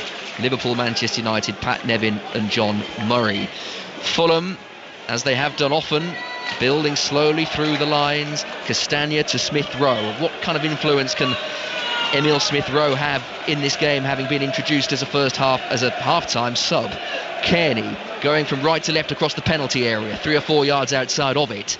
Bassey to Robinson on the edge of the box, right-footed ball in. Wilson attacks it. Really good defending, Jacob Greaves. How many times have Ipswich got their heads on crosses into the penalty area? Another one there. It skips up Greaves' head and out of play for another Fulham corner. Yeah, communication's brilliant at that back post. You can actually see Leif Davis pointing, telling his defender, making sure that he deals with that ball to the back post.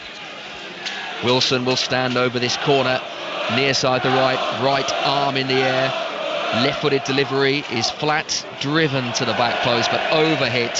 Hence the cheers from the Ipswich fans, and that's harmlessly out of play for an Ipswich throw in their right back position. Another try for James Burridge, watching Northampton back.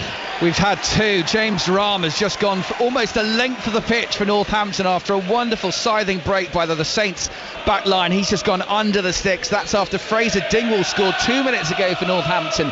Brilliant chip kick over the top from Finn Smith. Bath's defence looked lost. They spun it wide and Dingwall in. That's 2 tries in 2 minutes for Northampton. 17 points to 0. And they lead here, Bath, with 13 minutes gone. Lively stuff. James, thank you very much. We have seen a shot of Ben Godfrey at Craven Cottage, who one presumes is on the verge of completing that loan deal from Atalanta to Ipswich Town, the former Norwich City defender, former Everton man. He will be useful for Kieran McKenna. Kearney, edge of the penalty area for Fulham.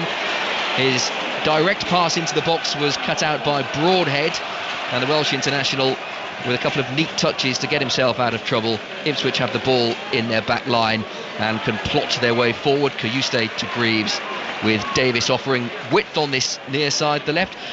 Ben Godfrey, Stephen, feels quite a nice fit, doesn't he? Can operate at wing back, which is a system seemingly that Kieran McKenna now likes to operate for his Ipswich side. Jimenez to Smith Rowe meanwhile. Now Wilson on the edge of the box. Here's Iwobi. Will he have space to shoot? Onto his right foot, back onto his left. He does shoot, and in the end a couple of yards wide.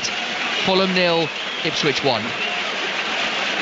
To Jane Lewis we go. A red card for you, Jane. Motherwell Aberdeen. Yeah, absolutely. The visitors, Aberdeen, are now down to 10 men. Slobodan Rubidic moved his head towards the Motherwell striker Tony Watt. Motherwell have just gone 2-0 up in this one. I think it's Maswani who scored the goal. Brilliant celebrations too. So things have gone bad to worse from an Aberdeen point of view. Rubidic has been sent off for violent conduct, headbutt towards Tony Watt, and Motherwell have just gone 2-0 up. It's all happening here.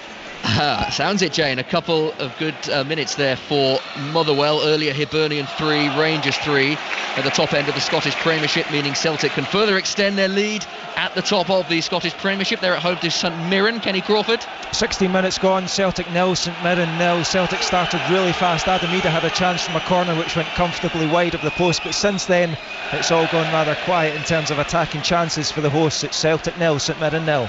Elsewhere, Dundee United 0, Hearts 0, Kilmarnock 0, Ross County 0, and St Johnstone 0, Dundee 2. Stephen Warnock. Yeah, just going back to your point about Ben Godfrey, what he is he's adaptable in the way that he can play. He can play anywhere across the back line. For Everton, he played all 3 positions, whether it's centre back, left back, right back.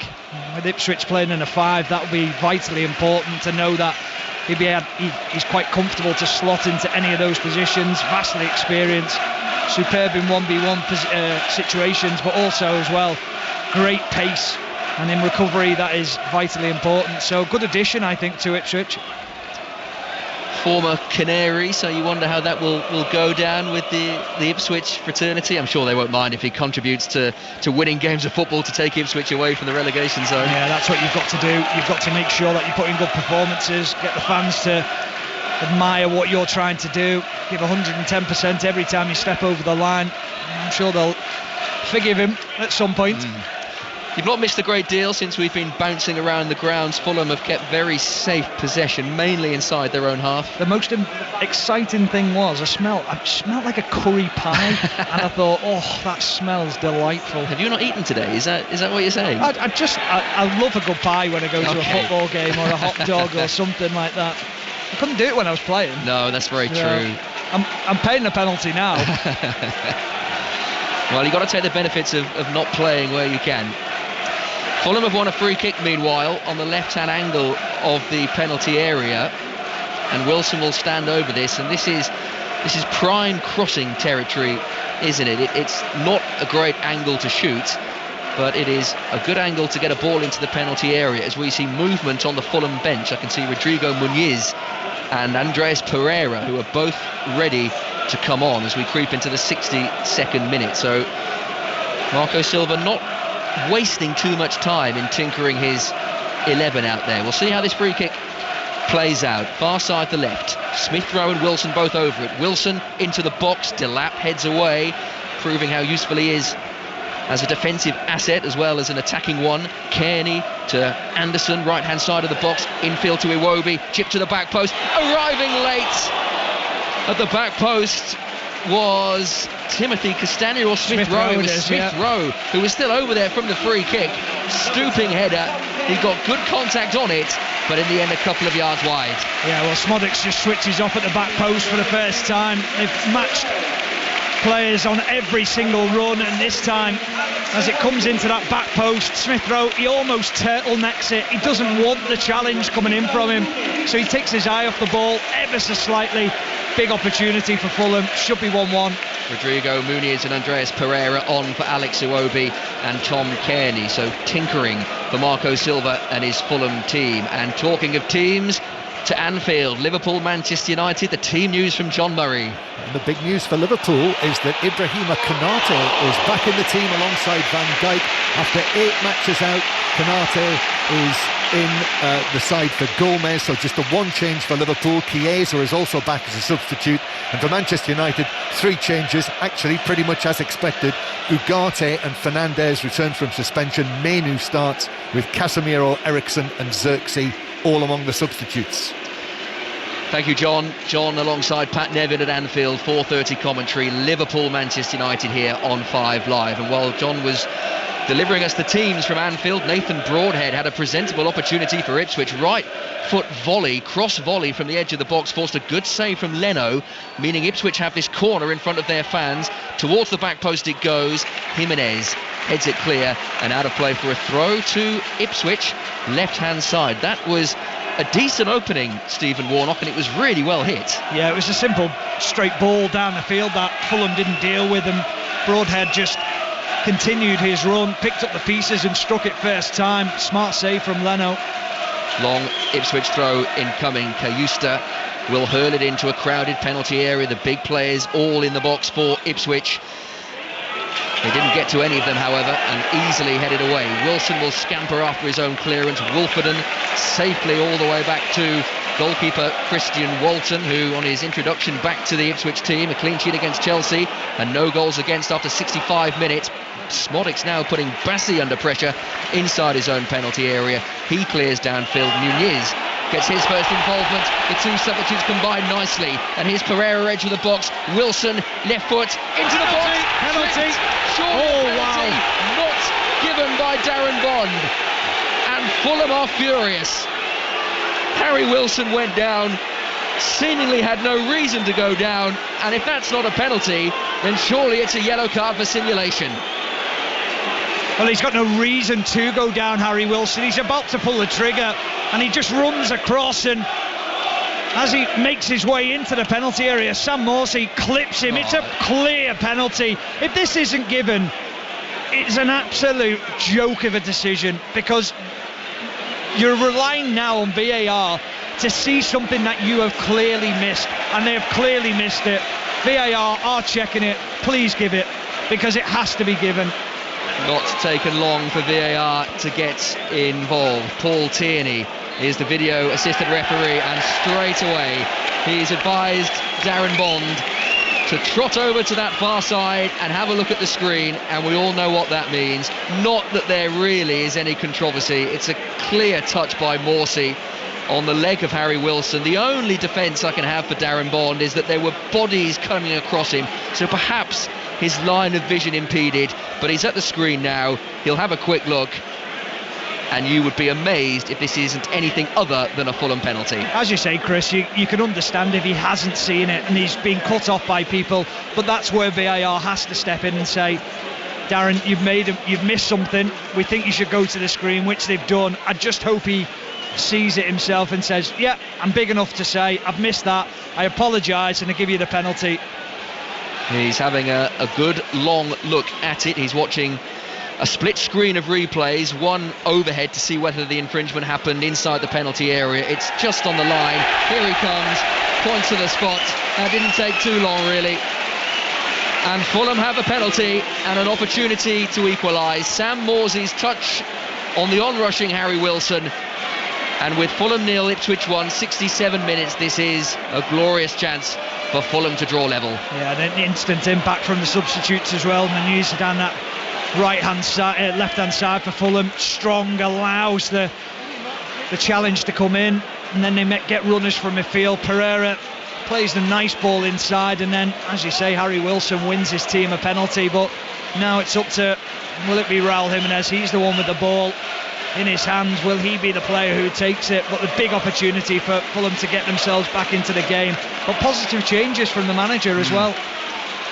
2 penalties awarded to Fulham this season, one missed by Andreas Pereira, the other scored by the man who's over this one, Raul Jimenez, Fulham's top scorer, 7 on his back, 7 goals this season. He looks focused, getting drenched in the rain.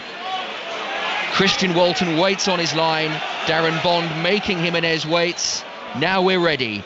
Jimenez to equalise for Fulham. Here he comes, stuttering run up, right-footed, scores and equalises for Fulham. A cool penalty. In the end, a side foot down the middle with Christian Walton diving to one side. And Raul Jimenez scores his 8th of the season to make it Fulham 1, Ipswich 1. I just love the quality of the penalty. I wish I could do it myself.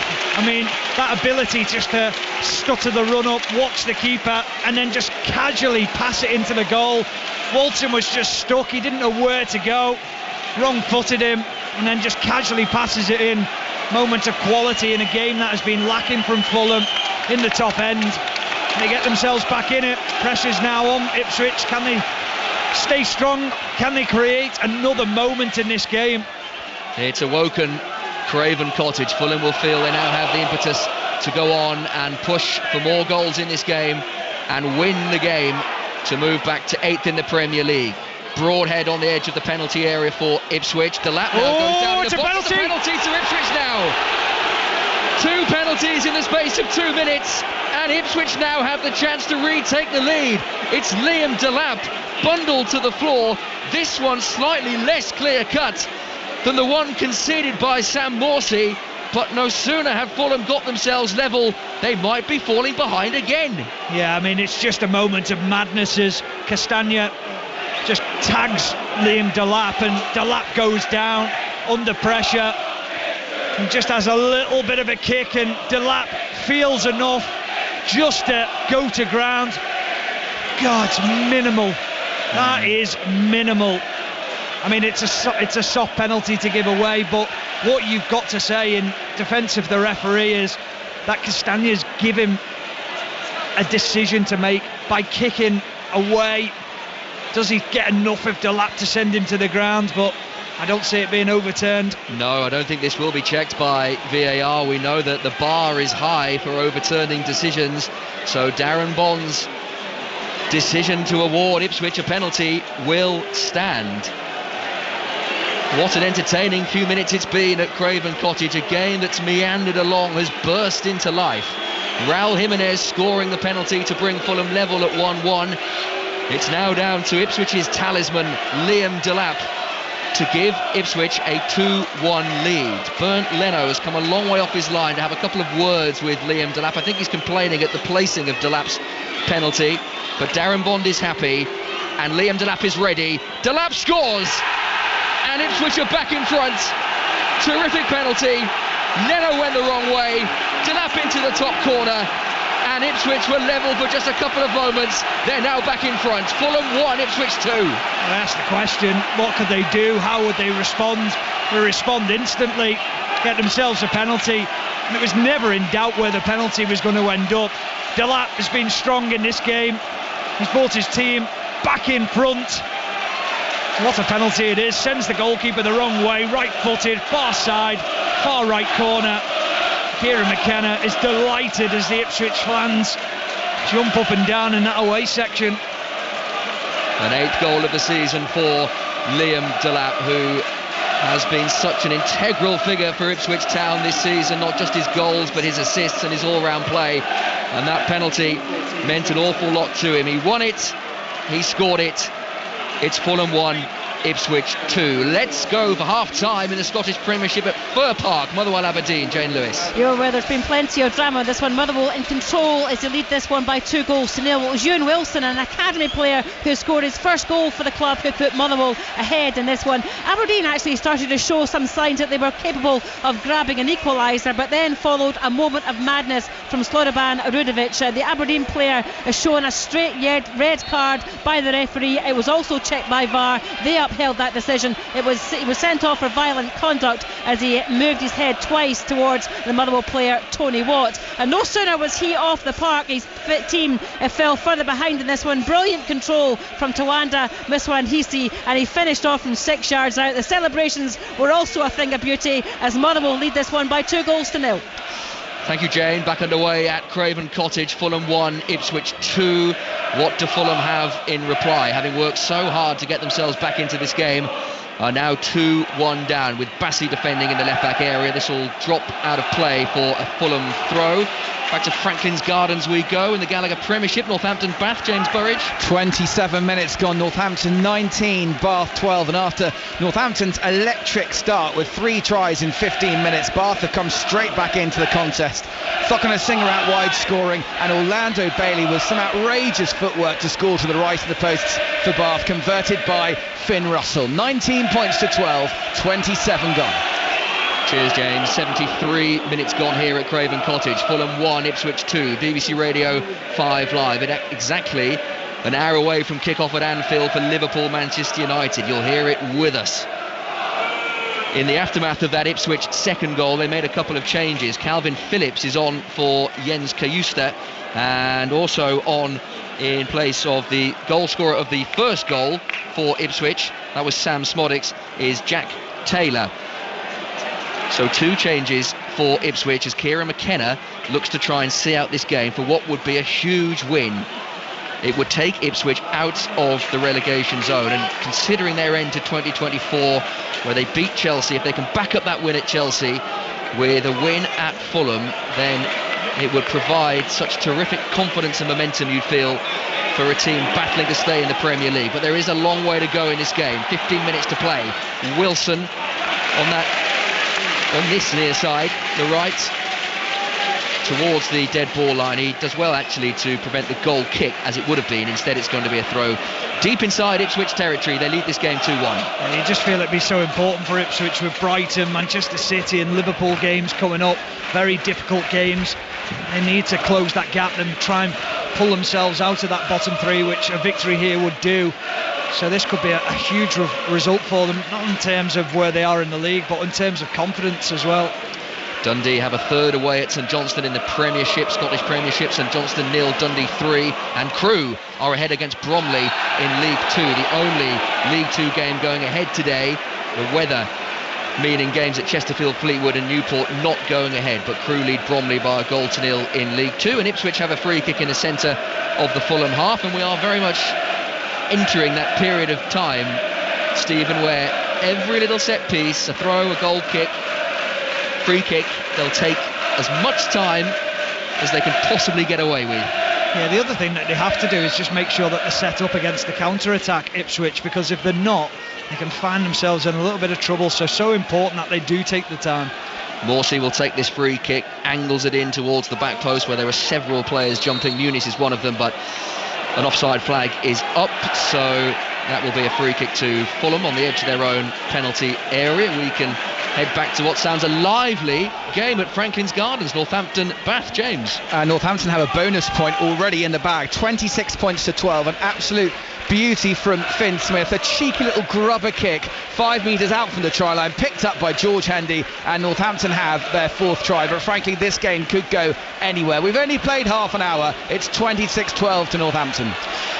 More from the Premier League match centre, who confirmed the challenge on Delap by Castagna was checked and confirmed by VAR, who said the contact was sufficient for a penalty. Presumably the Premier League Match Centre Twitter account or X account will be defunct next season when the referees announce all of this. It'll be sad to see it go. I think. No, maybe not. No, I'm not so sure you will. Okay. To Celtic we go. Celtic Park, Celtic St Mirren, Kenny Crawford. And it's the first shot on target, and we've got a goal. It's Celtic 1, St Mirren 0. Nicholas Kuhn's 15th goal of the season, the German.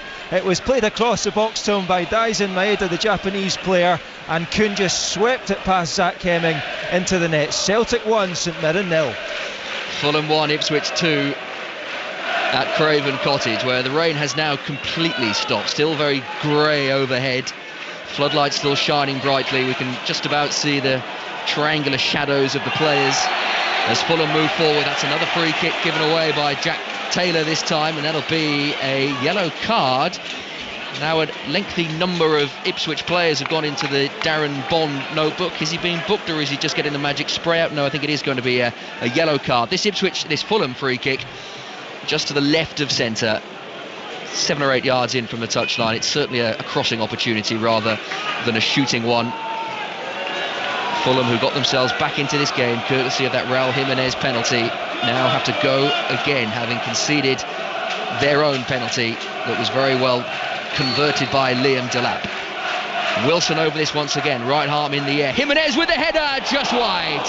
And that was an opportunity. Delivery was pinpoint from Wilson. The Jimenez header towards the bottom corner. He met it really well, and that's not too far wide. He just found a little bit of space, didn't he, in between a couple of players. Now that they got Muniz on as well, he's got a little bit more thinking to do, the defenders of Ipswich, and a header that he would have really fancied to get on target. Just wide of the post, and Fulham react to that with a couple of subs. And one of them, Adama Traore, on the field, who scored the goal at Portman Road in the 1-1 draw back in August. Adama Traore, we know what his game is all about. Also Ipswich making a change. Nathan Broadhead's game is over, and Jack Clark, the former Sunderland winger, comes on in his place. Sasa Lukic, by the way, was the man to go off for Fulham, so that's a defensive-minded midfielder replaced by Adama Traore, who will use his pace and his considerable power to try and put pressure on this Ipswich back line. Ben Johnson is being replaced, and it's Wes Burns on in his place. That's like for like at right wing back. So Burns and Clark on for Ipswich as Kieran McKenna looks to see out the final 10 minutes of this game that Ipswich lead by 2-1. 5 Live, also available on the BBC Sounds app. Liverpool Manchester United to come at 4:30. Crowd just a little bit hushed. You sense that there might be a calm before the considerable Fulham storm, and now you can hear the crowd who want a little bit more from their side. Ball pumped towards the edge of the Ipswich penalty area. Wilson looking to get the wrong side of Wolfenden, who defended that sensibly enough, getting his body in between Fulham player and ball. First touches of the game for Adama Traore, who is immediately recognisable because he is one of very few Premier League players who tuck their shirts into their shorts. The very old-fashioned look, wearing number 11 and the dreadlocks on this near side, the right, just waiting for an opportunity to run at the Ipswich defence, where Leif Davis is currently marshalling him. Castagna in field, Pereira with the early direct ball, looking for the run of Traore, too far ahead of him, comfortable for Christian Walton. But that'll be the ball to play with Adama Traore's pace. Yeah, he wasn't on the same page. He didn't read it. Pereira straight away, he's got one thing in his mind: I can pick that pass out, it's not a problem, you've just got to make the run. He came short and the ball went in behind. Couple of goals at Gresty Road in quick succession in League Two. Crewe now lead Bromley by 2-1. Crewe were 2-0 up. Another Omar Bogle goal, but Michael Cheek, the prolific Michael Cheek, has got Bromley back into that game. Crewe 2, Bromley 1. Throw to Fulham in their left-back position. In fact, free kick was given in the end. Delap putting his considerable weight around and conceding the free kick. Fulham setting off slowly from their back line once again. Anderson to Bassi. A little bit more tempo perhaps needed to the Fulham attack. There is still plenty of time in this game. A ball towards the edge of the Ipswich box. Again, the general direction of Adama Traore. It was hit with no real accuracy. Bassi over halfway now for Fulham. Jack Taylor is ratting around and doing an excellent job for his team, winning Ipswich Town a throw just inside their own half right-hand side. Yeah, so often when you watch games of football and you think a team pens in and they're happy to sit deep. Well, this Ipswich team have sat deep, but the forward three, whenever Fulham have had the ball at the back, they've pressured them, and they've played it extremely well in the way that they've set themselves up today, Ipswich. Fulham in danger of losing this 7-game unbeaten run. Here's Leif Davis now in the box for Ipswich. Left foot shot that's over the crossbar. It just opened up for the very impressive Leif Davis. He needs no second invitation to go for goal, but that left foot shot was always rising and a comfortable couple of yards over the bar. Fulham 1, Ipswich 2. Yeah, real difficult skill to get that shot on target when you're running at that pace and you're running away from goal. A better option would have been Jack Clark inside. He made a brilliant run and he'd have found himself in acres of space in the penalty area, but you often find that composure disappears when you've made those runs. Nunez hold up play that was perfect for Wilson, who brings Traore into the game near side the right. Black booted, also a rarity these days in the Premier League. Wilson on the edge of the penalty area. Castagna thought about crossing, thought better of it. Traore, right hand side of the box, little nutmeg, left foot cross that looks good towards the back post. Robinson was there, but so too was the head of O'Shea, and he nips it behind for another Fulham corner. Yeah, what a header that is from O'Shea. Sorted his feet out, got across the penalty area, knew the danger is at the back post, and smart header around the back. Yeah, Jimenez and Robinson both waiting to pounce. Pereira's over this corner, right-footed into the box. That's easy for Christian Walton. If you play it in with that sort of trajectory and that sort of height, it needs to be accurate, and Christian Walton will take those 99 times out of 100. Set pieces have been poor today from Fulham. You don't often say that. Usually the quality's there, but that is far too easy for Christian Walton. The voice of former Liverpool, Aston Villa, Burton Albion fullback Stephen Warnock, England as well. Here on 5 Live, Fulham 1, Ipswich 2. Goal kick, Fulham. Ipswich are 6 minutes away from a priceless Premier League win to start 2025, a win that would take them out of the relegation zone. Fulham will lose their 7-game unbeaten record that did contain a lot of draws, although it did also contain a lot of games against some of the best teams in the league. They need to show a little bit more up front if they are to get themselves another equaliser. Having equalised, they fell behind almost as quickly as they equalised, courtesy of that Liam Delap penalty. The arms outstretched from Bassi, and because of that the crowd responded to him. They are also wanting a little bit more movement up front. Andreas Pereira, just outside the centre circle, inside the Ipswich half. Every single pink shirt and the yellow of Walton behind the ball. Smith Rowe, we've not seen too much of Smith Rowe since his introduction at half-time, as Fulham continue to make very slow progress on that far side, the left.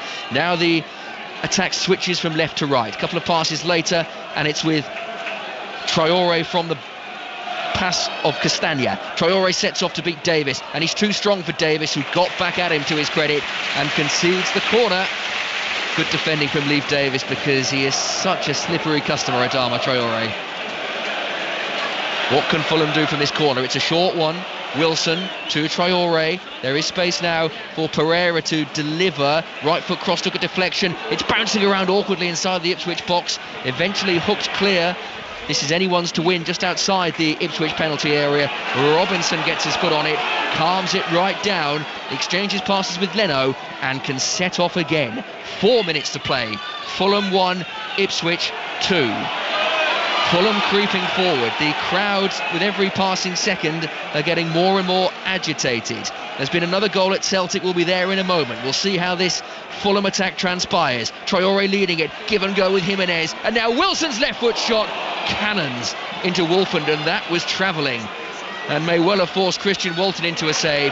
Jack Clarke runs it out of play, and Fulham have this throw in their right back position. To Celtic we go. Kenny Crawford. 44 minutes gone. Celtic 2, St Mirren 0. The head of Austin Trusty, his first goal for Celtic. The corner came in from Arnie Engels, and Trusty, the former Sheffield United defender, glanced it into the bottom right hand corner. It's Celtic 2, St Mirren 0. Another wasted cross from Fulham. This time Anthony Robinson. You don't say that much about Anthony Robinson, but he got that one wrong, and it drops out of play for an Ipswich goal kick, and they are Stephen Warnock 3 minutes away plus stoppage time. Yeah, wasteful from Anthony Robinson. It's the first time he's really found that overlap, picked out by Smith Rowe, and then overcooks the cross and puts it behind for a goal kick, and you just don't expect that from him. The quality's been there all season, but the whole Fulham team have been off today. It hasn't been the usual slick selves, but you put that down to Ipswich. Credit to Ipswich, the way they've set themselves up. This has almost felt like a cup tie in the way that Ipswich have played this game. It's been sit in, be organised, we'll attack as and when we can. It's been a great away day performance from them. Crewe have restored their 2-goal advantage at Cresty Road. Crewe 3, Bromley 1 in League 2. And Ali Al-Hamidi is on the field for Ipswich Town. Another change, and it's Liam Delap who's gone off, the goal scorer of the second Ipswich goal from the penalty spot. Al-Hamidi, who has found game time very limited since his move from Wimbledon, and he'll just have to put himself about for the remaining minute and a bit plus stoppage time. And there won't be, I don't think, a great deal of stoppage time. We've got a couple of delays, to deal with the two penalties. One was checked by VAR. That was fairly lengthy, with Darren Bond sent to the screen to give the Fulham penalty. But the Ipswich penalty was checked and given relatively speedily. So I don't think we'll be in for the 7s and 8s that we've seen sometimes. We'll have to wait and see. Here is Jack Clarke. An Ipswich third would surely kill it, and he has a chance on the edge of the box. Right foot shot hits the post, and that was so close to an Ipswich third and a 3 points for Ipswich. Jack Clarke rattles the post and Fulham survive. Yeah, well, they're not holding back here, Ipswich. Given the opportunity, an overlapping run from Leif Davis creates that space for Jack Clarke. So unlucky. Smith Rowe, lovely ball outside of the boot. Jimenez in the box, back onto his left foot, 6 yards out, back onto his right, goes down. Penalty! The third penalty of this game. It's another for Fulham. Jimenez wins it. And in the 90th minute of the game, another chance to equalise. Well, how cruel can football be? And this is what decision making is all about in the game of football. Leif Davis makes a 30-40 yard marauding run down this left hand side, creates space for Jack Clarke to get his shot away at goal, but then he's having to run back 70 yards, gets himself in a defensive position, and he's probably a little bit tired from that run. Jimenez steps over him, he puts out the left foot. It's a penalty, it's a clear penalty, but they're the fine margins in a game in the Premier League. That little bit of fatigue might have just set in, a clumsy challenge, and now another opportunity for Fulham. There's no doubting the awarding of the penalty, VAR not getting involved. The Ipswich penalty was clear-cut, and so was that. So it's Raul Jimenez, scorer from the spot already in this game. He went straight down the middle as we tick into the 90th minute. Thank you, Stephen. 5 minutes have been added on. Seven. I misread your hand signal. And here is Fulham's number 7, Jimenez, to 2-2. It is 2-2. Into the top corner. Expertly taken. All 3 penalties have been very well converted. And Raul Jimenez scores again to make it Fulham 2, Ipswich 2. Oh, wow. I mean, 2 penalties of the highest quality. when you're so late into a game and there's pressure on to get your team a point. The 90th minute, he's the stuttering run up again, but this time he opens up his right foot and he pushes it into the top corner. Whether Christian Walton went the right way or not, he wouldn't have saved it. Quite brilliant from Jimenez. You talk of fine margins, Stephen, and Jack Clark's shot cannoning off the post just seconds before Ipswich concede that penalty. So we are into 7 minutes added on. Fulham 2, Ipswich 2. A grandstand finale as Fulham push for what would be a dramatic winner. What will Ipswich do from here on in? So close, so close to an important, priceless Premier League win to start 2025. They hit the post at one end, they concede a penalty at the other. Jimenez converts it. Fulham 2, Ipswich 2. And we hope for more of the same here on 5 Live. More drama in around 40 minutes time when Liverpool-Manchester United kicks off at Anfield. I feel for Kieran McKenna. I think he's made good substitutions. I think his game plan has been excellent. But just a moment in a game where I just don't know whether Leif Davis needs to make that run forward. If he does, where's the cover? Who else is sitting in for him and helping him out?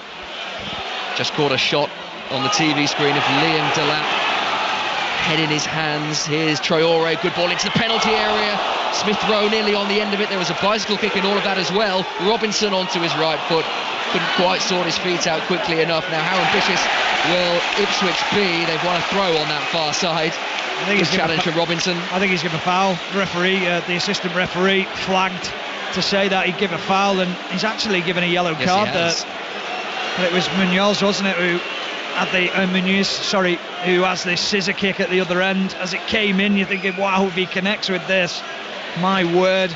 But Traore just causing a little bit of an issue in that back line for Ipswich. Someone now who's getting to the line, beating a man and causing problems by getting crosses in. Andreas Pereira made that challenge and he goes into Darren Bond's notebook. Another yellow card. Fulham 2, Ipswich 2. 4 minutes of added on time to play. We've played 3 of the 7 added on at Craven Cottage. BBC Radio 5 Live.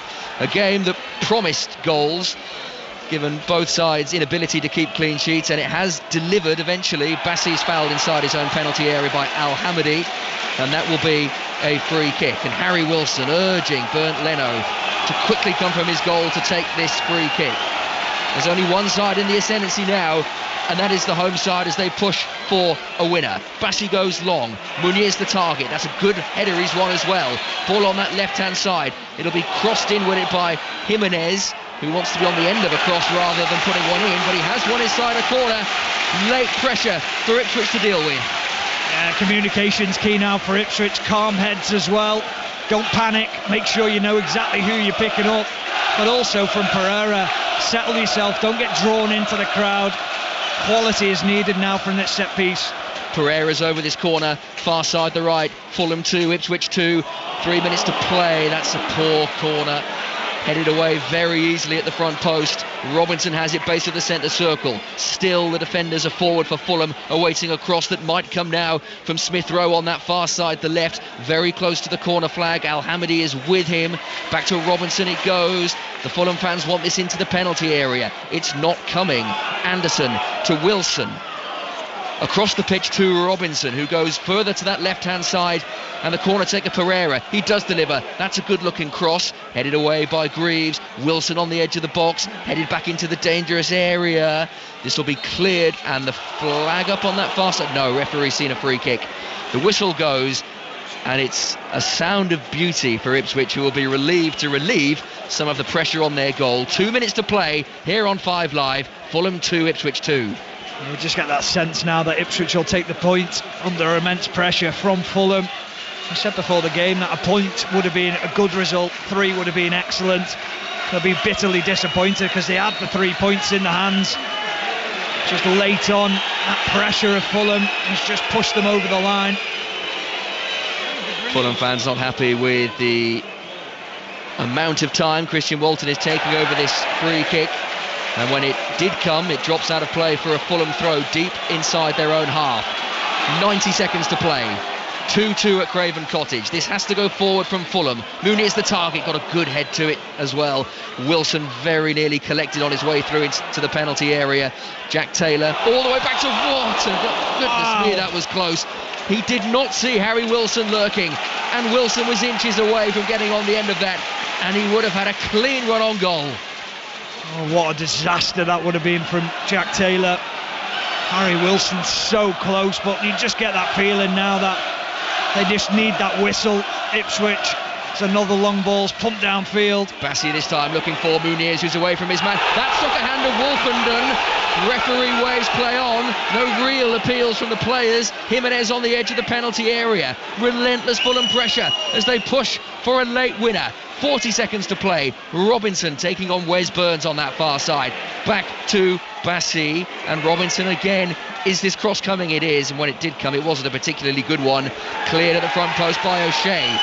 Bassey runs across to a cone to pick up the ball and get Fulham moving again. There's a VAR check. No, he's just signalled that everything was okay. I think he was looking for a little bit of support there, the referee. Another ball into the Ipswich penalty area. This will be Walton's. Easily done. He watched that all the way, and Christian Walton catches, collapses, collects. We have played the 7 minutes of added on time, and you fancy the moment he delivers this downfield, Stephen Warnock, Darren Bond will bring to an end what has been a very entertaining game. Oh, it's been a superb game. One that you feel sorry for Ipswich, but credit to Fulham. They've kept on going till the end, and they've actually looked like the team who could actually pinch it. Is there to be one final attack? Fulham have a free kick deep, really deep inside their own half. Bernd Leno has to run across to another cone to collect the ball. Maybe there will be one last opportunity for Fulham to snatch 3 points. Ipswich, who have conceded in heartbreaking fashion late on already this season to the likes of Brentford, to the likes of Leicester. Here comes the Leno free kick towards the edge of the Ipswich box. Phillips watches it. Davis doesn't deal with it. Muniz right foot shot. Walton with a big save low down. That was so nearly the moment for Fulham. Christian Walton with a big save, and that is that. Darren Bond brings to an end a really good game. Great fun. Fulham 2, Ipswich 2, a match of 3 penalties, all converted. Ipswich had taken the lead. Sam Smodics in the first half. Fulham equalised. The first of 2 Raul Jimenez penalties. Just 2 minutes later, Delap converted his for Ipswich. That was 2-1. And in the 91st minute, Jimenez into the top corner. A second goal for him, a second penalty. Fulham 2, Ipswich 2. It extends Fulham's unbeaten run to 8 games. It's a point that keeps Ipswich in the relegation zone by virtue of goal difference. And when all is said and done, Stephen Warnock will leave Craven Cottage with fond memories. Yeah, it was a really entertaining game of football, and just a little bit of quality lacking in the final third from Fulham. They dominated possession, but Ipswich, perfect game plan, the way they played it. They sucker punched Fulham a couple of times and had that quality in the final third. So yeah, credit to Ipswich, but I think there'll be a lot of players within that changing room saying that was a missed opportunity. But from Fulham, they continue that unbeaten run, and it was a strong end to the game, but they will feel that they weren't at the races today. But overall, great game of football.